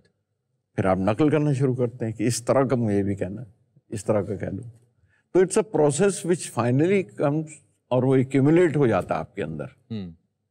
मैं मिसाल रोजमर्रा की, I hope I am not doing, no please, I am very interested, आप बोल प्लीज। आप रोज पूजा करते हैं, रटे हुए हैं, गायत्री मंत्र रटा हुआ पढ़ गए, किसी दिन कोई गुरु जब मिल जाता है, तो जब उसका मतलब समझाता है तो आपकी बाछें खिल जाती हैं, उसके मतलब समझ में आने लगते हैं। जी जी जी जी। Then you feel कि यार ये पढ़ना चाहिए। हाँ। That's why I say कि it's a process to become a writer. You don't turn a writer overnight. कि हम बस हमने सोचा अब हम शेर कहा करेंगे तो आगे से शेर कहेंगे, ये नहीं होता। पता कैसे लगता है कि that you are a good writer? Good का तो अभी तक नहीं पता चला, आप बता दें। क्या कर रहे हैं गुलजार साहब? नहीं, वाकई मतलब ये जरूर है कि एक स्टेज पे आपके इतनी तो समझ में आने लगता है, इतनी अक्ल तो आ जाती है कि अगर आप अनुपम खेर आपको बुला रहे हैं तो आप किसी काबिल तो होंगे, कुछ ठीक ही कह लेते होंगे, वरना क्यों बुलाते हैं हमें, है ना?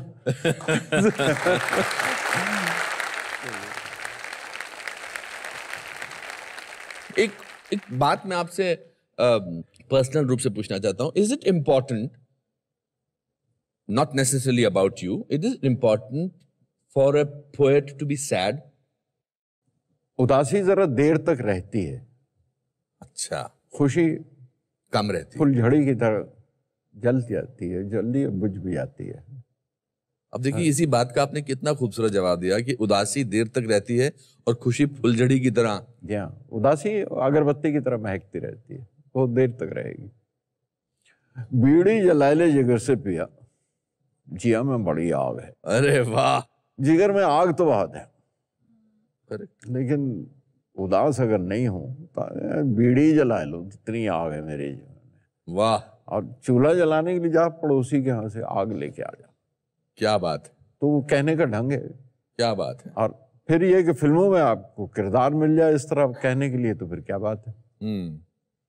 क्योंकि फिल्मों में ये बंदिश तो है ना, आप किरदार से अलग नहीं हो सकते, कहानी से अलग नहीं हो सकते, और फिर किरदार की जबान से अलग नहीं हो सकते, आपको उसी की जबान में कहना पड़ेगा। आपके दोस्त या आपके कोई पहचान के शख्सियत, आप शायद उसका नाम बताएंगे, आपको बिमल रॉय साहब के पास लेके गए और उन्होंने आपसे कहा कि आप एक गाना लिखें।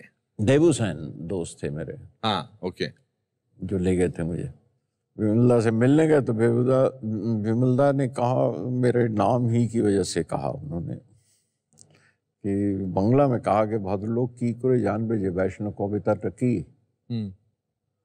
तो देवू ने कहा, दादा वो बंगला जानता है, बोल भी लेता है, पढ़ता भी है इसको, तो ये मत बोलिए। तो बंगला में उन्होंने पूछा कि ये इसको कैसे मालूम वैष्णव कविता क्या होती है। I remember the blush of Vimla. ये बुजुर्ग हमारे बड़े खूबसूरत लोग थे, विमला, सचिन दा जी, मासूम लोग। सचिन दा के पास भेज दिया, वहाँ पे जाके ट्यून सुनी उनसे, ट्यून के ऊपर ये लिखा, मोरा गो रंग ले ले, मतलब ट्यून बनी हुई थी, उसी के ऊपर लिखा हुआ है। बहरहाल गाना हो गया वो सारा का सारा। तो उसके बाद मुझसे कहा, कहने लगे मुझे मालूम है तुम फिल्मों में नहीं आना चाहते, तुम फिल्मों के गाने नहीं लिखना चाहते, लेकिन अब एक नया पिक्चर बनाता है, शुरू करता है अभी, काबुली वाला। पढ़ा तुमने? मैं कहा जी हाँ पढ़ा। तुम एक काम करो, तुम मेरे इधर असिस्टेंट हो जाओ। It's a director's medium, you will like it. But don't go back to that motor garage and don't waste your life. Don't. believe me, मैं सबके सामने कह रहा हूँ, I just busted and cried out. अच्छा। Nobody had ever told me with that affection. This is the line, you should do this. It was, then I became an assistant. कितनी फिल्मों में आपने उनको असिस्ट किया?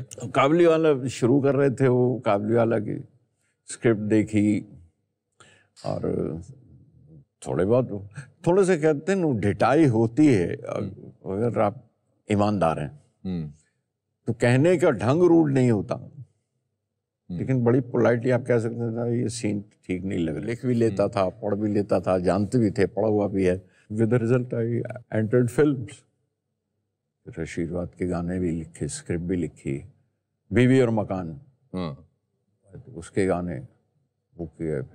फिर ऋषिदा के साथ उनके पिक्चरों में गाने लिखने लग गया मैं, फिर उनके स्क्रिप्ट भी लिखने लग गया। तो slowly I became a writer. I think Anand was that first film. Anand ने उस जगह पे ला के खड़ा कर दिया था जहाँ कि कह सकते थे इस राइटर को बुला लो। अच्छा। आनंद became famous for his dialogue and बहुत खूबसूरत फिल्म थी।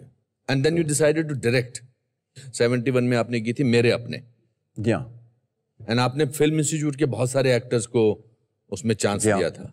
डैनी की पहली फिल्म थी, पेंटल की पहली फिल्म थी, सुधीर ठक्कर एंड दिनेश ठाकुर दोनों की पहली फिल्म। बहुत पावरफुल फिल्म थी। Yeah। And then you made one of my most favorite films called आंधी। मतलब मेरे लिए ये कुछ भी हो सकता मोमेंट है। I think it's like getting a biggest award for me, much bigger than any award that I got as an actor, to be able to sing in front of you your own songs which are my favourite songs. Thank you, thank you, thank you for allowing me, thank you very much. और ये जो शब्दों के साथ जिनका पूरा रिश्ता रहा है, उन्होंने एक फिल्म बनाई कोशिश about deaf and dumb people. जी हाँ जया बच्चन and संजीव कुमार साहब. जी हाँ, मैं डेफ एंड डम्ब से एक्चुअली उस जमाने में हमने Jaya and Hari we went to Chowpatty पे स्कूल हुआ था, साइन लैंग्वेज सीखी हम तीनों ने. अच्छा. And there was always a man in on the sets. तो जो साइन लैंग्वेज है वो बिल्कुल सही है और सीख के मेहनत की गई तो उस पर. उस जमाने से मैं फिर इन बच्चों के साथ जुड़ा हुआ हूँ और मैं आज 30 साल से 70s में कहीं की थी और 30-35 साल हो गए भोपाल में आरुषि नाम से एक संस्था जहाँ मैं उन बच्चों के साथ आज भी काम करता हूँ. वाह. और कंटिन्यूसली करता हूँ.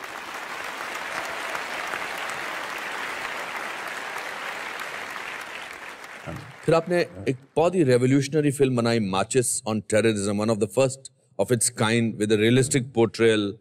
अगेन उसका एक गाना became the most popular song, चप्पा चप्पा चरखा चले. That is where Vishal comes in.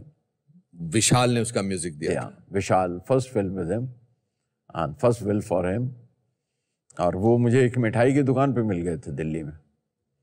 वो that's again a लंबी story. नहीं, ये तो मिठाई की, ये तो कमाल की कहानी है. कहाँ पे मिले थे आपको?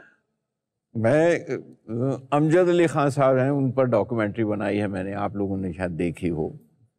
तो अमजद अली खान साहब के लिए एक रिकॉर्डिंग करनी थी दिल्ली में, उन्हें सरोद पर. तो उन्होंने एक स्टूडियो बुक किया था, उसका मुझे एड्रेस दे दिया. तो और वो मुझे मिला नहीं. शाम के वक्त वहाँ पे गया और तो उस ज़माने में ये सेल तो थे नहीं ना. वहीं पे जाके उस स्टूडियो का नंबर था मेरे पास, एक फ़ोन किया. तो मैं कहा जी ये एड्रेस कहाँ है, मैं यहाँ पे खड़ा हूँ. तो जिस आदमी ने फ़ोन उठाया दैट वाज विशाल भारद्वाज. जी हाँ, विशाल भारद्वाज. तो विशाल ने कहा जी मैं आ रहा हूँ, आप कहाँ पर हैं इस वक्त. मैं कहा ये यहाँ एक मिठाई की दुकान है जहाँ पे मैं खड़ा हुआ हूँ, फ़ोन कर रहा हूँ आपको. तो कहने आप वहीं पे रहिए, मैं सुबह से यहाँ खड़ा हुआ, मैं अब भी आ रहा हूँ. अच्छा. तो ये आए मुझे लेने और वहाँ से वो लेके गए और मुझसे बिलीव मी विशाल को मैं अगर उसके बाद ऑफ कोर्स कहने लगे मैं ये करना चाहता हूँ ये फलाना. मैं कहा ऑफ कोर्स बड़ी अच्छी बात है but of hand it will be very फिल्मी अगर मैं तुमसे कहूँ कि अच्छा मिलना मुझे. It's not that. लेकिन ये कि अगर तैरना है तो बच्चों दरिया किनारे तो आना होगा. जिस दिन आए वो मेरे पास, तो मुझसे उन्होंने कहा कि आपकी किताब मुझे ज़बानी याद है, आप अगर कोई भी लाइन, कोई भी मिसरा, कोई भी लफ्ज़ कहें तो मैं बता सकता हूँ कौन सी नज़म में से, हम पूरी नज़म सुना दूँ. My entire book he new by heart. वाह. तो उस ज़माने में जंगल बुक सीरियल के लिए, टीवी के लिए, उसके लिए एक वो बनाना था टाइटल सॉन्ग. तो उसके लिए मैंने वो गाना उनके साथ बैठ के किया. जंगल जंगल बात चली है, पता चला है चड्डी पहन के फूल खिला है. So that was the first composition of Vishal for that do, and that was accepted, and that's how Vishal is with me and I'm with Vishal since then. How wonderful. What a great togetherness. In 1999 you made a film called Hututu. जी. And after that आपने direction बंद कर दी. क्यों? दो चीजें हुई इसमें. एक तो ये फिल्म जिस तरह से बनी थी उस तरह रिलीज नहीं हुई. अच्छा. मेरे प्रोड्यूसर थे, उनकी मर्जी, उनकी मलकियत, तो उन्होंने वो सारी काट कटा के रिलीज की. तो जो बनाने के दौरान बोले नहीं, तो ये मीडियम वहाँ के थोड़ा फ्रस्ट्रेट होने लग गया मैं कि जो अपने हाथ में नहीं जिसकी लगाम है तो मैं क्या सवारी करूँ उस पर. I went into a big depression after this. My daughter Meghna was the person who helped me and who brought me out of that. एक तो ये हुआ मेरे साथ. और दूसरी वजह ये थी कि किताबें बहुत ज़्यादा थी मेरे दिमाग में जो करनी है. तो मुझे लगा कहीं ना कहीं आके किसी जगह पे तो एक लकीर खींचनी पड़ेगी. I have to come back to my books which were my passion. Otherwise वो मुकम्मल नहीं होगा, ये दायरा पूरा नहीं हो पाएगा कभी भी, और मैं वो कर नहीं पाऊँगा जो कुछ करना चाहता हूँ. तो वो यूं है कि बस राह में एक मैखाना मिल गया था, तो मैखाने से होके फिर वापस आ गए उसी जगह पे. बोस्की ने क्या चेंज किया आपकी जिंदगी में? She is the core of my life. वो आपकी औलाद, आपकी बेटी, पता नहीं सबके साथ हो कि नहीं हो, लेकिन मेरा मरकज उसकी पैदाइश से ही, तभी से वो मरकज बन गई थी, वो सेंटर कोर बन गई थी। और उसका कोई है तो उसके उदास होने से पहले मैं उदास हो जाता हूँ, और उसकी खुशी का लम्हा है तो उससे पहले मैं खुश हो जाता हूँ, मैं फूल पड़ता हूँ। हालांकि नवासा, आप ग्रैंड चाइल्ड के साथ आपकी एक और ही तरह की बंदिश होती है। जी, उनका नाम क्या है? समय। 5 बरस के हैं, बस उनके साथ बंधी हुई है डोर पूरी जीने की, मेरी हर सांस बंधी हुई है उसके साथ। वाह। लेकिन but she remains the core of my heart, she remains the core of my life. आपकी पोएट्री में एक अनबिलीवेबल इमेजरी होती है, मतलब किसी भी गाने को ले लो। One of my favourite songs again is from Masoom, तुझसे नाराज नहीं जिंदगी, हैरान हूं तेरे मासूम सवालों से परेशान हूं। अच्छा, एक सेकंड, गुस्ताखी माफ, आप नाराज तो नहीं होंगे मुझसे?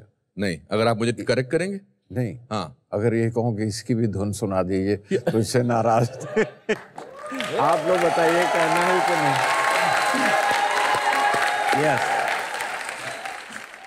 गुलजार साहब, इट्स सो अमेजिंग। और इस शहर में आपका हर गाना बहुत कहीं ना कहीं रिलेटिविटी कमाल है आपके गानों की। या तो मैं रिलेट करता हूं, but I am sure lots of people, lots of actors, lots of writers, lot of people who travel on trains, ये गाना हर पर बैठता है और बिल्कुल करेक्ट है। मतलब मैं अभी बात कर रहा हूं तो मेरे रोंगटे खड़े हो रहे हैं। Can I request you to please read कुछ अपनी कविताएं? मेरी एक फेवरेट है, वन ऑफ द फेवरेट्स इस जो आपने किताबों पर लिखी है। जी हाँ। किताबें झांकती हैं बंद अलमारी के शीशों से, ये देखिए पीछे अपने।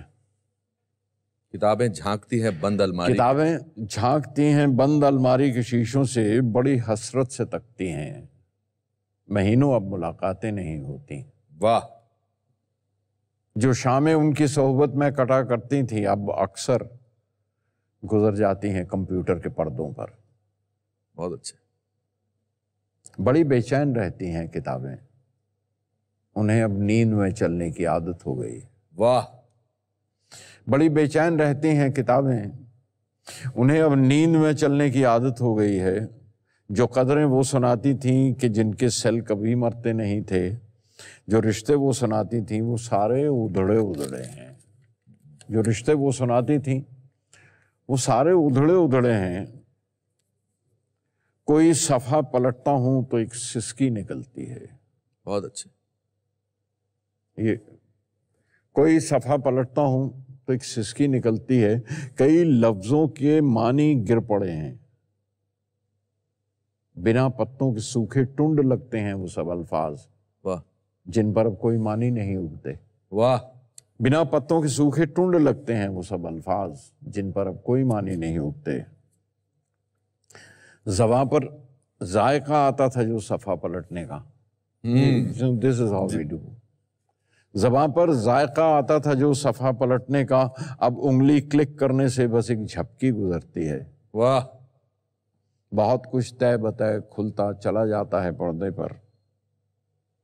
किताबों से जो जाती राबता था कट गया है। कट गया। किताबों से जो जाती राबता था कट गया है। कभी सीने पे रख के लेट जाते थे, कभी गोदी में लेते थे, कभी घुटनों को अपने रहल की सूरत बनाकर, रहल वो होता लकड़ी का टुकड़ा जिसके ऊपर मुकद्दस किताब रखी जाती। जी जी जी जी। कभी गोदी में लेते थे, कभी घुटनों को अपने रहल की सूरत बनाकर नीम सजदे में पड़ा करते थे, छूते थे जबीं से। वो सारा इल्म तो मिलता रहेगा आइंदा भी, मगर वो जो किताबों में मिला करते थे सूखे फूल और महके हुए रुके, उसमें डाल के आ जाते थे मैसेजेस। वाह। मगर वो जो किताबों में मिला करते थे सूखे फूल और महके हुए रुके, किताबें मांगने गिरने उठाने के बहाने रिश्ते बनते थे, उनका क्या होगा? वाह। शायद अब नहीं होंगे।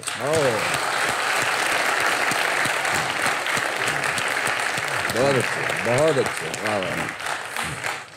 ओह, क्या करते हो आप गुलजार साहब? कोई आपकी और एक कविता प्लीज सुनाइए।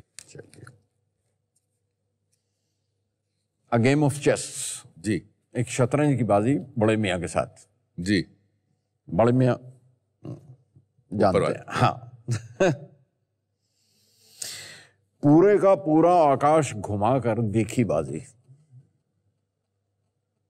पूरे का पूरा आकाश घुमाकर देखी बाजी, काले घर में सूरज चलकर तुमने शायद सोचा था मेरे सब मोहरे पिट जाएंगे। वाह वाह। I am talking to him. Yes. काले घर में सूरज चल के तुमने शायद सोचा था मेरे सब मोहरे पिट जाएंगे। मैंने एक चिराग जलाकर रोशनी कर ली, अपना रास्ता खोल लिया। क्या बात है, क्या बात है। ओह।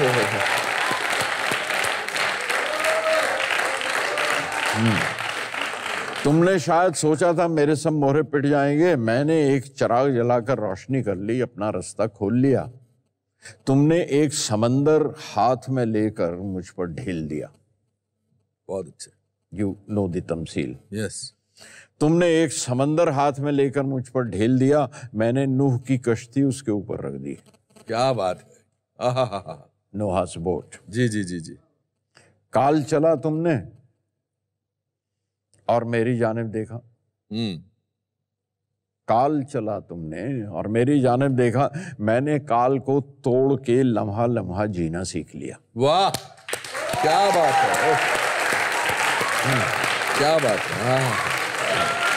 काल is a huge thing, time is a huge thing which you deal. काल चला तुमने और मेरी जानिब देखा। मैंने काल को तोड़ के लम्हा लम्हा जीना सीख लिया। मेरी खुदी को मारना चाहा तुमने चंद चमत्कारों से। मेरे एक प्यादे ने चलते चलते तेरा चांद का मोहरा मार लिया। I have reached there. मौत की शय देकर तुमने समझा था, अब तो मात हुई। मौत की शय देकर तुमने समझा था, अब तो मात हुई। अब तो मात हो गई। हाँ। मैंने जिस्म का खौल उतारकर, खौल इज कवर। हाँ। मैंने जिस्म का खौल उतार के सौंप दिया और रूह बचा ली। वाह। I gave you the body, yes, but saved my soul. saved my soul. बहुत अच्छा। मौत की शय देकर तुमने समझा था, अब तो मात हुई। मैंने जिस्म का खौल उतार के सौंप दिया और रूह बचा ली। पूरे का पूरा आकाश घुमाकर अब तुम देखो बाजी। क्या बात है, क्या बात है।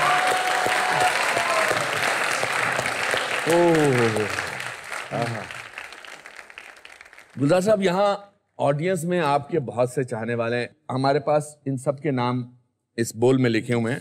अच्छा। इसमें से आप एक नाम निकालेंगे और जिसका नाम आएगा उसको आपके पास बैठने का भाग्य प्राप्त होगा और वो आपसे एक दो बातें भी कर सकता है। तो आप बताइए। जी, मेरा ख्याल है कलर ग्रीन उठा लिया जाए। जी बिल्कुल। विशेष।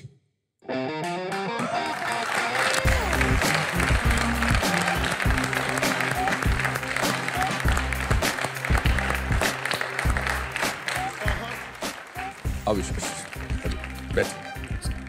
जीते रहो, जीते रहो। बैठिए।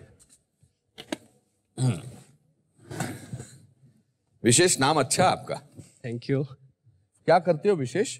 सर मैं जर्नलिस्ट हूँ बेसिकली प्रोफेशन से। खुद लिखता भी हूँ और बाकी पब्लिकेशंस के लिए भी लिखता हूँ। ओ, मतलब राइटर हो? राइटर। अच्छी बात है। आपकी किस्मत विशेष रूप से खुली है फिर तो आज। बिल्कुल, वही भीष्म पितामह के साथ बैठने का मौका मिला।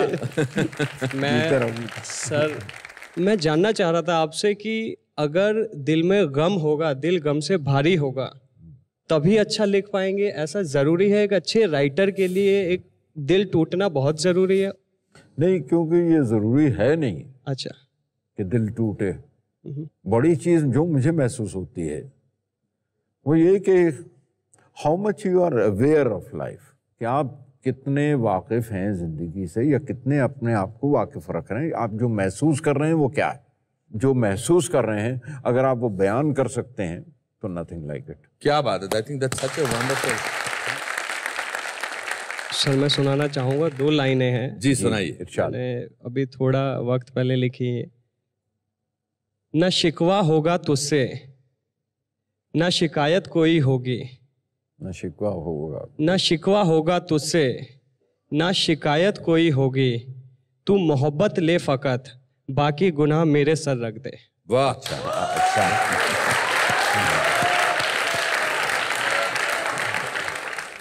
गुलजार साहब की कुछ पसंदीदा चीज़ों की एक छोटी सी गिफ्ट आपको देते हैं। गुलजार साहब, आप ये अपने हाथों से, हमने आपकी पसंदीदा कुछ चीज़ें ली हैं।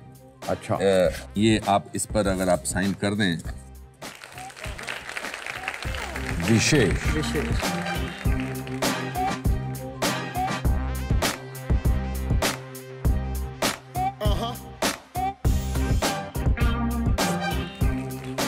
ये लो।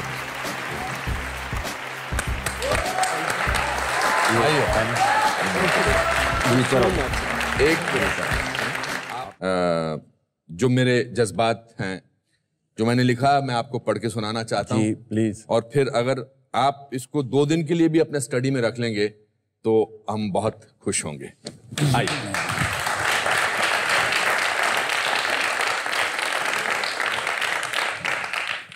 विश्वलेख जगत के अनमोल रत्न गुलजार साहब, आपको हमारा नमन।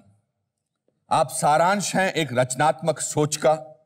आपकी कविताएं, किस्से व कहानियां समाज की छिपी परछाई को प्रकाशित करती हैं। आपका काज कलम की अनंत क्षमता का एक स्वरूप है जो पीढ़ी दर पीढ़ी को प्रेरणा व मनोरंजन प्रदान करता आया है।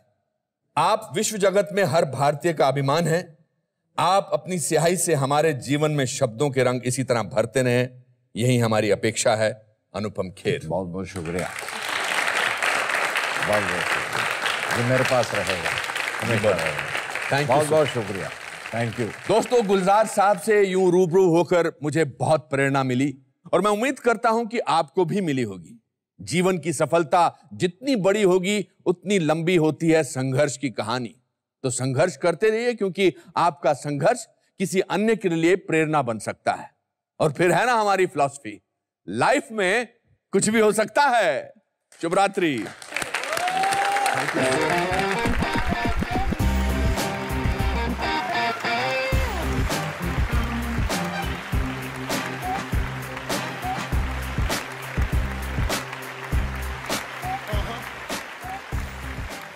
मैथमेटिक्स में बिना कोई फॉर्मल एजुकेशन के अगर श्रीनिवास रामानुजन विश्व प्रसिद्ध मैथमेटिशियन बन सकते हैं तो कुछ भी हो सकता है।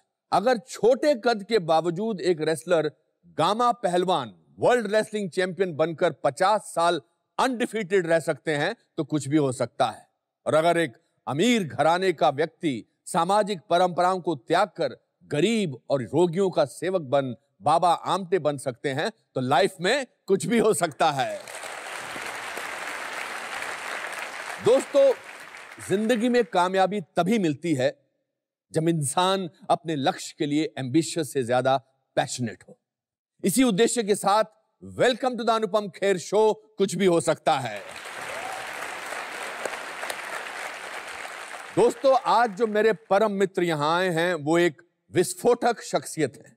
इनके अंदर का जोश और उमंग एक 16 साल के बढ़ते बच्चे की तरह है, जिनकी उपस्थिति आपको मजबूर कर दे नाचने के लिए, गाने के लिए। प्लीज वेलकम हिंदुस्तानी सिनेमा के सबसे वर्सेटाइल एक्टर्स में से एक, the international star mister Anil Kapoor.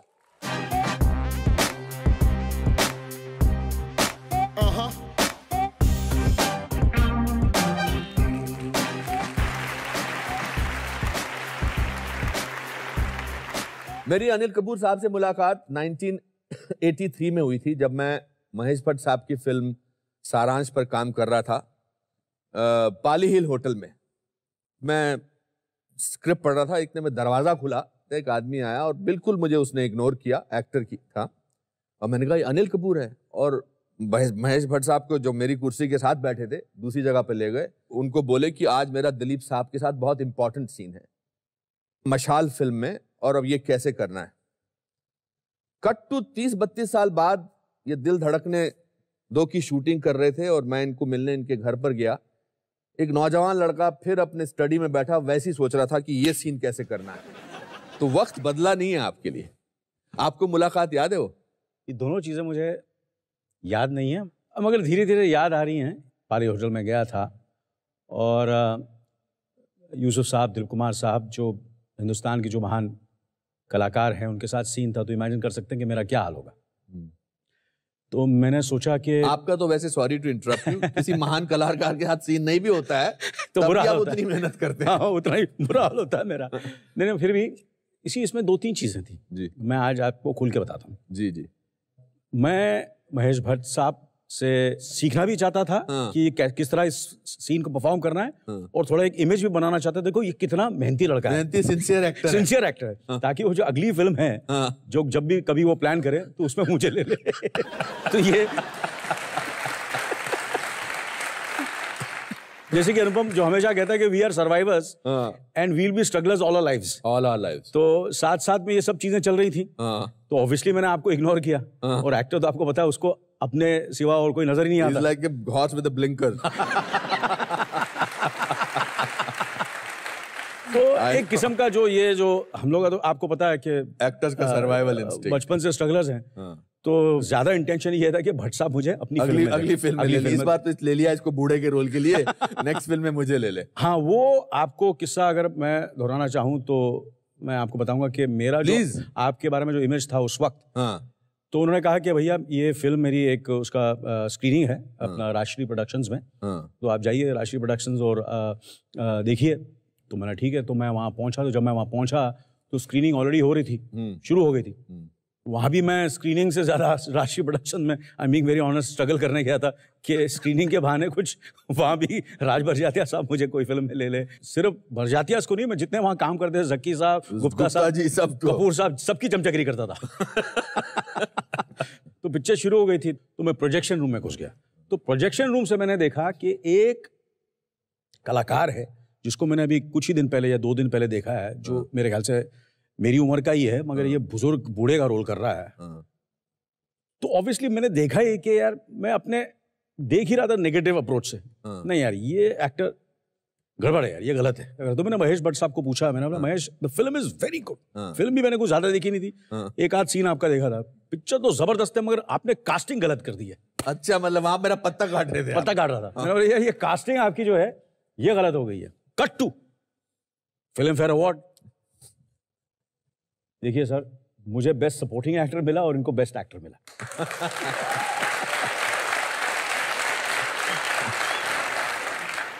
और मैं आज आपको बता देता हूं कि जिंदगी भर ये मेरे लिए बेस्ट एक्टर ही रहेंगे और मैं इनका सपोर्टिंग एक्टर ही रहूंगा। अरे so nice of you, I so wonderful. Kapoor साहब, आपने देश के बहुत सारे लोगों को इंस्पायर किया है, न केवल एक्टर्स को। अगर मैं चाहूं कि आपसे पूछूं कि आप अपने आप को एक वर्ड में कैसे डिस्क्राइब करेंगे? जैसे मैं अपने बारे में बोलता हूं इटर्नल ऑप्टिमिस्टिक, ऑप्टिमिस्टिक। आप अपने आप को अगर कोई वर्ड देना हो तो क्या बोल रहे हैं? Labour class.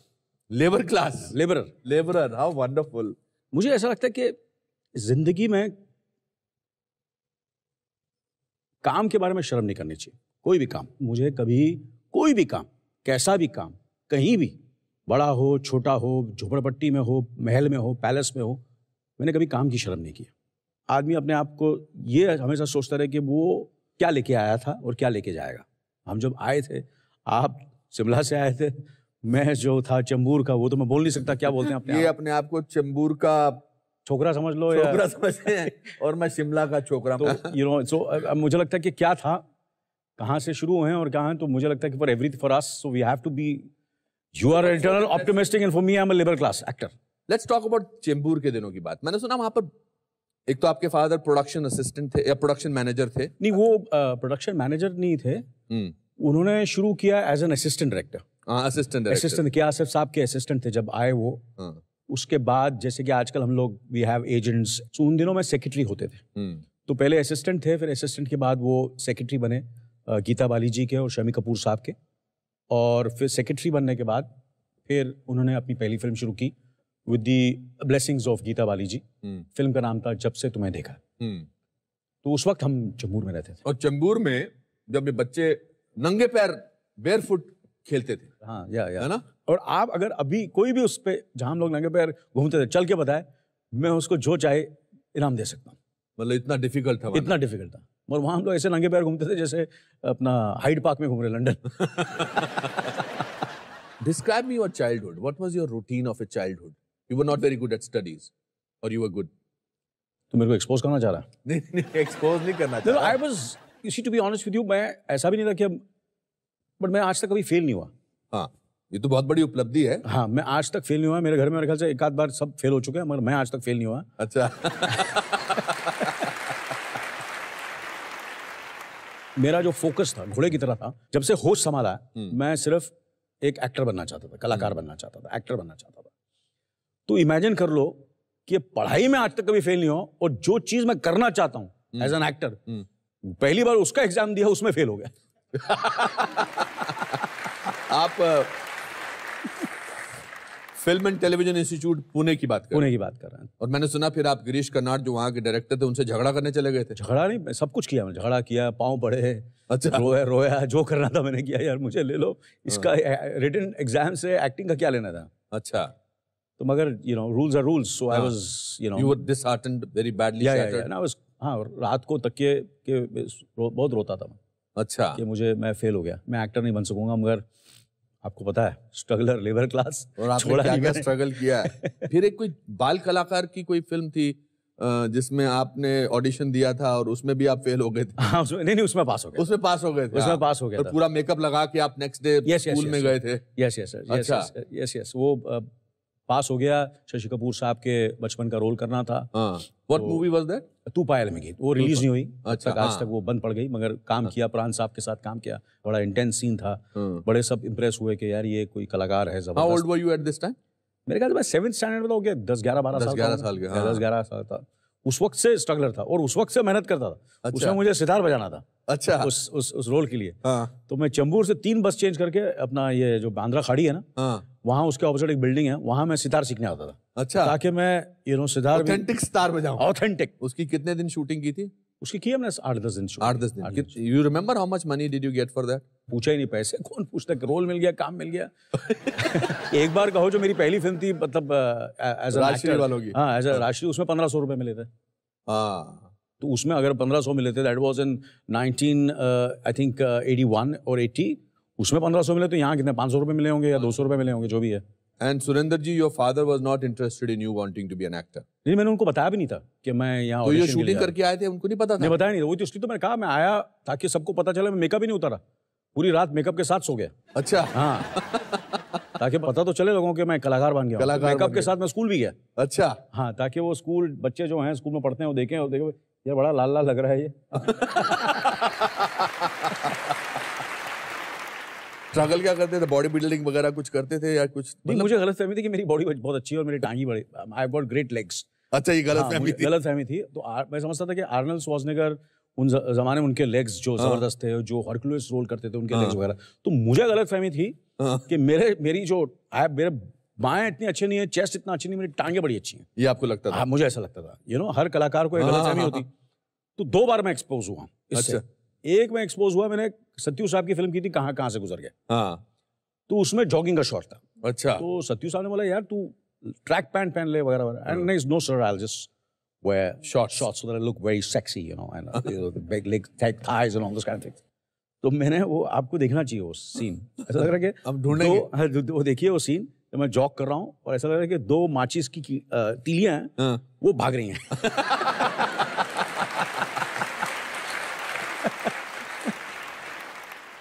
और एक और मैंने जो जैसे मुझे गलतफहमी थी कि मैं बहुत जबरदस्त डांसर हूँ। अच्छा, तो ये जब बाबू साहब की एक तेलुगु फिल्म कर रहा था, तो वहां जब मैं पहुंचा तो उन्होंने कहा कि तुम ये कर सकते हो? बोला हाँ। तुम वो कर सकते हो? बोला हाँ। तुम ये कर सकते हो? बोला हाँ। जो बोला हाँ हाँ हाँ हाँ। बोले यार काम दे दे तू। तो उन्होंने उस फिल्म के अंदर एक गाना रखा जिसमें मैं बैले कर रहा हूँ। वो बैले में यू वेयर दोस टाइट, तो उसमें टांगे, हाँ, वो भी आप देख लीजिए। अच्छा, हाँ, वो भी कुछ माचिस की तीलियों से भी बदतर है। वो अल्टीमेटली जो सीन था, वो इतना बुरा लग रहा था, वो गाना इतना बुरा था कि दैट वाज, मेरे पाँव पड़ लिया, मेरा करियर खत्म हो जाएगा, ये गाना निकाल दीजिए आप फिल्म के अंदर से। वो गाना निकाल दिया। हाँ, उसके बाद आपकी टांगों के बारे में जो आपकी गलतफहमी थी वो दूर हो गई। वो आज तक उसका एक्सरसाइज कर, आज सुबह भी मैंने एक्सरसाइज की ताकि वो टांगे ठीक हो जाएं, पर टांगे अभी भी पतली हैं। अनिल कपूर साहब, जिसे कहते हैं ना एक कलाकार की मैडनेस, कलाकार की ऑब्सेशन, ये वो 7वीं क्लास के बच्चे से आप में बरकरार है अभी तक। और इसके बाद आपने हम 5 की शूटिंग किस दौरान हो रही थी, हो चुकी थी या होने वाली थी? या हम 5 क्या होती कि मैं जब मैंने एक्टिंग कोर्स किया, उसके बाद मैंने काम की तलाश की, जैसे कि देख रहे थे, सुन रहे थे महेश भट्ट साहब, राशि प्रोडक्शन, उन दौरान तो मुझे काम मिला नहीं, तो फिर ये फिल्म बन रही थी हमारी, और पिताजी की तबीयत थोड़ी सी ठीक नहीं थी, तो मैंने और बोनी ने अपना प्रोडक्शन संभालना शुरू किया। इस फिल्म के लिए मैं प्रोडक्शन कंट्रोलर था। इससे पहले आप एक बार कहो कर चुके थे?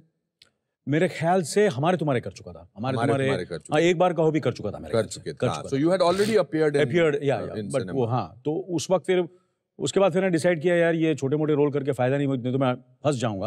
अब तो मुझे हीरो ही बनना है, हीरो ही बनना है। मगर आपने प्रोडक्शन में बहुत छोटे मोटे काम किया। मैं आपको बता नहीं सकता। मिथुन चक्रवर्ती को लेने जाते थे एयरपोर्ट से। आप बताओ किसको लेने नहीं जाता था? अच्छा बताइए, आप बताइए। मिथुन चक्रवर्ती, अरुणा जी, एक बार अरुणा जी के पहुंचा तो मैं लेट पहुंचा, तो बड़ी डांट पड़ी। नसीर साहब, जब उन्हें स्पर्श का नेशनल अवार्ड मिला था, तो उस वक्त मैं ही रिसीव करने गया था उन्हें अपना एयरपोर्ट पे, तो ये मेरा काम होता था। उसके बाद ये काम के अलावा सबको उठा, मतलब उतना पिकअप करना एयरपोर्ट से, उनको फिर लेके जाना, फिर उनको सुबह उठाना। अच्छा। तो most difficult person to wake up was Mithun Chakraborty and Kanhaiya Lal ji, great Kanhaiya Lal ji. सुना उनके लिए आप कुछ अंडे वंडे भी लेके जाते थे? आप बताएं, मैं आपको बता नहीं सकता क्या क्या लेके जाता था। तो उन दिनों में वो मेरे ख्याल से थोड़ा सा ज्यादा ड्रिंकिंग, तो उनके साथ फिर भी उनको मैं कोशिश करता था उठाने की। मिथुन चक्रवर्ती जी आराम से नहीं उठते थे? नहीं, वो नहीं, उन दिनों में थोड़ा आराम है, बेचारे प्रोफेशनल, सुनेगा बहुत मारेगा मेरे को, और उनको भी उठाना बड़ा मुश्किल होता था, तो उनको उठाता था मैं। एंड बाकी what were the oddest jobs that you did during the making of that film? I think मैंने हर चीज की, एवरीथिंग, समझे कि देखिए अभी जूनियर आर्टिस्ट चाहिए, तो पीछे क्राउड में लोग खड़े हैं, तो कुछ कम है, तो वहां जाके पीछे खड़ा हो जाता था, पता ही नहीं चलता था पीछे खड़ा है। फिर किसी को मतलब नाश्ता देना है, किसी को चाय पिलानी है, किसी का कुछ उठाना है, कुछ क्राउड आ गया, कि समझो कि पीछे जो फील्ड को क्लियर करना है, क्योंकि कलाकार जो है वो शॉट दे रहा है, उसके पीछे कोई आके ऐसा कर रहा है, वैसा कर रहा है, तो उनसे बातचीत करनी, उनको बोलना कि पीछे हट जाओ, वगैरह वगैरह वगैरह, हर चीज़, मतलब कोई ऐसा काम नहीं था जो मैंने, और प्रोडक्शन में ऐसे ही होता है, असिस्टेंट प्रोडक्शन हर जो भी होते हैं, जितने भी असिस्टेंट, उनको ये सब सारी चीज़ें काम करनी पड़ती हैं। तो पैसा मिला था इस जॉब के लिए आपको? नहीं पैसा नहीं मिला। What was keeping you still means कि कोई बात नहीं, चलेगा, हो जाएगा, ये ठीक हो जाएगा, जो आप अभी कहते हैं सब ठीक हो जाएगा, सब ठीक हो जाएगा, तब भी ये दस्तूर था, तब भी ये अंदाज था? There was a little bit of frustration, a lot of anger in me. जब कभी कभी ये भी होता था कि जब पोजिशनिंग करता था डायरेक्टर, एंड तो आप सब्स्टिट्यूट करता था, जैसे राज बब्बर साहब का शॉट है, तो शॉट में ये था कि उसे आना है और ऐसे गिरना है, तो बिफोर ही कुड कम, और फिर ऐसे मेरे पास ऐसे बाबू साहब, अगर ये मैं ऐसा खड़ा रहता हूँ और ऐसा वो गिरेगा तो बेटर नहीं रहेगा, तो ऐसा गिरता था कि सर बार फट जाए मेरा, जमीन पे गिर जाता था। Why didn't you get a role in that? I think उस वक्त क्या था कि my dad and the film was such कि we just wanted all stars and known people, and we didn't want to take a chance of taking a newcomer, and we were going through a bad patch at that time, क्योंकि फिल्में उससे पहले सारी फिल्में daddy की नहीं चली थी। इस वजह से मैंने फिर ये बात सजेस्ट भी नहीं की, क्योंकि मुझे लगता है कि मैं सजेस्ट करता तो मुझे नहीं लेते, तो मैंने बड़ा रिस्पेक्टेबिलिटी यही है कि काम करते हो, तो मैंने प्रोडक्शन करता हूँ, और अगर ये फिल्म चल गई, अच्छी गई, तो नेक्स्ट फिल्म कर सकते हैं, और वही हुआ, फिल्म सुपरहिट हुई, और जो नेक्स्ट फिल्म थी फिर हमने जो बनाई वो 7 दिन, वो मैं पूरा क्रेडिट बोनी कपूर साहब को देता हूँ। तो वो 7 दिन फिल्म थी, भाग्यराज ने बनाई थी, अंधेल नाटकल, और वो सब्जेक्ट लेके आए थे, और वो सब्जेक्ट के लिए पैसे भी नहीं थे, तो कुछ पैसे फिर संजीव कुमार साहब ने दिए, और 25,000 रुपये शबाना जी ने भी दिया। ये सब पैसे अगर नहीं मिलते तो शायद हमें वो स्क्रिप्ट नहीं मिलता, और शायद अगर ये पैसे नहीं होते तो मैं शायद आज आपके सामने यहाँ नहीं होता और मैं महेश भट्ट को मिलने नहीं आता और आपकी बुराई नहीं करता। तो टेरेस पे जाके सोच रहा हूँ, तो beggars can not be choosers. तो मैंने बोला यार I will do this role. मतलब जो नहीं कर सकते थे उसके लिए आप बोलते थे कि मैं कर सकता हूँ, हाँ, और जो आप कर सकते थे उसके लिए बोलते थे मैं नहीं कर सकता हूँ। You know sometimes the actors don't know what they can do. Correct. कभी कभी ये होता है कि आप एक महान कलाकार डायरेक्टर्स के साथ काम करते हैं, फिल्म मेकर्स के साथ काम करते हैं, तो they know you more than what you know yourself also. And acting is something which sometimes even you discover, and sometimes you just, you know, you're at the right place at the right time. Like, you know, so many films of in my career have happened कि कभी मैंने सोचा नहीं था कि ये फिल्में मुझे मिलेगी और मैं ये कर सकूंगा, और मैंने की और वो कामयाब हो गई और सक्सेसफुल हुई, और you know, ये सब चीज़ें तो चलती रहती हैं। जब आपने पहला ट्रायल शो देखा आपकी पहली फिल्म का, वो 7 दिन, वो 7 दिन, हाँ, तो उसका क्या रिएक्शन था? मतलब एवरीबडी ऐसे मुझे बिहेव कर रहे थे जैसे पता नहीं कोई ऊपर से कोई कलाकार आ गया, और अंदर से तो मैं डरा हुआ था। मेरे यार कुछ ज्यादा ही तारीफ करे मेरी यार, इतना अच्छा हूं नहीं मैं। तो वो 7 दिन के बाद पागलपन था, पागलपन। इतना लोगों ने यू नो इतनी तारीफ की कि एक फिल्म से ही मुझे बच्चन साहब के साथ कंपेयर करना शुरू कर दिया। वो फिल्म रिलीज हुई और मशाल रिलीज हुई, और मुझे उनके साथ लगा कि अगर कोई है बच्चन साहब के साथ तो ये अनिल कपूर है। मैं मर गया। मेरा ये तो मौत है मेरी, ये क्या हो रहा है? वो इतने सालों से काम कर रहे हैं, बट चंबूर का जो भी है whatever, जो भी हम लोग बोलते हैं, समझ गए ना, वो आके और बोल रहे हैं, यू नो। तो इमेजिन करो what I had to go through, but god has been kind. Manmohan Desai साहब ने आपसे एक बार कहा था कि मूंछों वाला एक्टर कभी कामयाब नहीं हो सकता, ऐसा बोला था? हाँ जी। किस टॉपिक पे बोला था? मनमोहन देसाई साहब का तो मैं बहुत बड़ा फैन रहा हूँ, और हमेशा हर कलाकार का ये होता है कि किसी को कमर्शियल फिल्म करनी है तो मनमोहन देसाई के साथ करनी चाहिए, मगर उनके साथ तो बच्चन साहब ही काम करते थे, तो हमारा सोचना ही बड़ा मुश्किल है इनके साथ काम करना। तो एक बार मैंने इंटरव्यू में पढ़ा तो पता चला कि मनमोहन देसाई ने जैकी श्रॉफ को साइन कर लिया। बात दिल को लगी, यार मनमोहन देसाई का एक्टर तो मैं हूँ, ये जैकी श्रॉफ को कहाँ ले लिया? हाँ, ये गलत कास्टिंग हो गई फिर दोबारा। तो उसके बाद फिर मेरी फिल्में रिलीज हो रही थी, वो 7 दिन वगैरह वगैरह, तो उन्होंने ये बोलते थे कि ये एक्टर है, और वो कॉम्प्लीमेंट की तरह नहीं बोलते थे मुझे। नहीं, वो बोलते थे कि आप हीरो मटेरियल नहीं, आप हीरो मटेरियल नहीं, आप स्टार नहीं बन सकते। वो तो एक्टर है, ऊपर से मूंछें हैं, तो ये स्टार बन नहीं सकता, मतलब बड़ा स्टार नहीं बन सकता। तो मैंने बोला ठीक है सर, ये बात जो है चुभी यहाँ लगी है, तो आपको पता है लेबरर हूँ। तो फिर मैंने बोला चलो और मेहनत करते हैं और बताते हैं कि कौन स्टार है और कौन नहीं है, सही है ना। तो ये एक बात उन्होंने कही थी, मगर बड़प्पन उनका एक बात है मनमोहन देसाई साहब का। ईश्वर रिलीज हुई और मैं गया था वैष्णो देवी, और मुझे वैष्णो देवी में मैसेज आया कि मनमोहन देसाई साहब आपसे मिलना चाहते हैं और आपसे बात करना चाहते हैं। तो उन दिनों में तो मोबाइल फ़ोन होते नहीं थे, तो मैं बम्बई आया, मैंने फ़ोन किया उनको, मैंने बोला आप मिलना चाहते, तो इतनी मेरी तारीफ़ की, इतनी तारीफ़ की, यू नो मेरी, कि मैं बहुत दिलदार आदमी थे वो। हाँ, बहुत ज़बरदस्त आदमी थे। उन्होंने मुझे फिर एक फ़िल्म ऑफ़र की, क्यों ना, ये मेरा बेटा बना रहा है फिल्म। मिला सर, मैं आपके साथ काम करना चाहता हूँ, आपकी प्रोडक्शन में काम करना चाहता हूँ, मैं आपकी बहुत इज्जत करता हूँ। स्क्रिप्ट सुनी, मगर वो पिक्चर फिल्म बनी नहीं क्योंकि वो गुजर गए। But I had committed to do the film and to stand by the production, and I did that film, Deewana Mastana, which became a super hit. आपने रॉकी में संजय दत्त के भी आप दोस्त का आपने ऑडिशन दिया था? हाँ सर, हाँ सर। उसमें भी रिजेक्ट हुए थे? उसमें भी रिजेक्ट हुआ, उसमें गुलशन ग्रोवर को मिल गया। वो रोल गुलशन ग्रोवर मिल गया। ओह, इसीलिए गुलशन ग्रोवर आपसे ऐसे बात करते हैं। हाँ, यस यस यस। तो हम लोग दोनों गए थे महबूब स्टूडियोज। अच्छा। महबूब स्टूडियो में जाता था कि यार, तो मैंने दत्त साहब को नहीं, मैंने संजय दत्त से थोड़ा मिलते हैं तो शायद वो बोला अपना इन्फ्लुएंस डाले। तो उसमें नहीं, उसमें भी रिजेक्ट हुआ, और स्वामी दादा में भी। अच्छा, जो जैकी को मिला, जैकी रोल को मिला। तो ये 2 रोल जो बड़ा रिग्रेट हुआ है, बड़ी मैंने मेहनत की, देव साहब को मिला वगैरह। ये 2 फिल्में, यू नो, बड़ा दुख होता है मुझे, दोनों फिल्में मुझे। आप क्रोधी में भी कुछ सुभाष घई? अरे यार, क्रोधी की बात मत कीजिए यार। क्यों? क्रोधी का तो एक कमाल का है, ये तो इंसिडेंट है।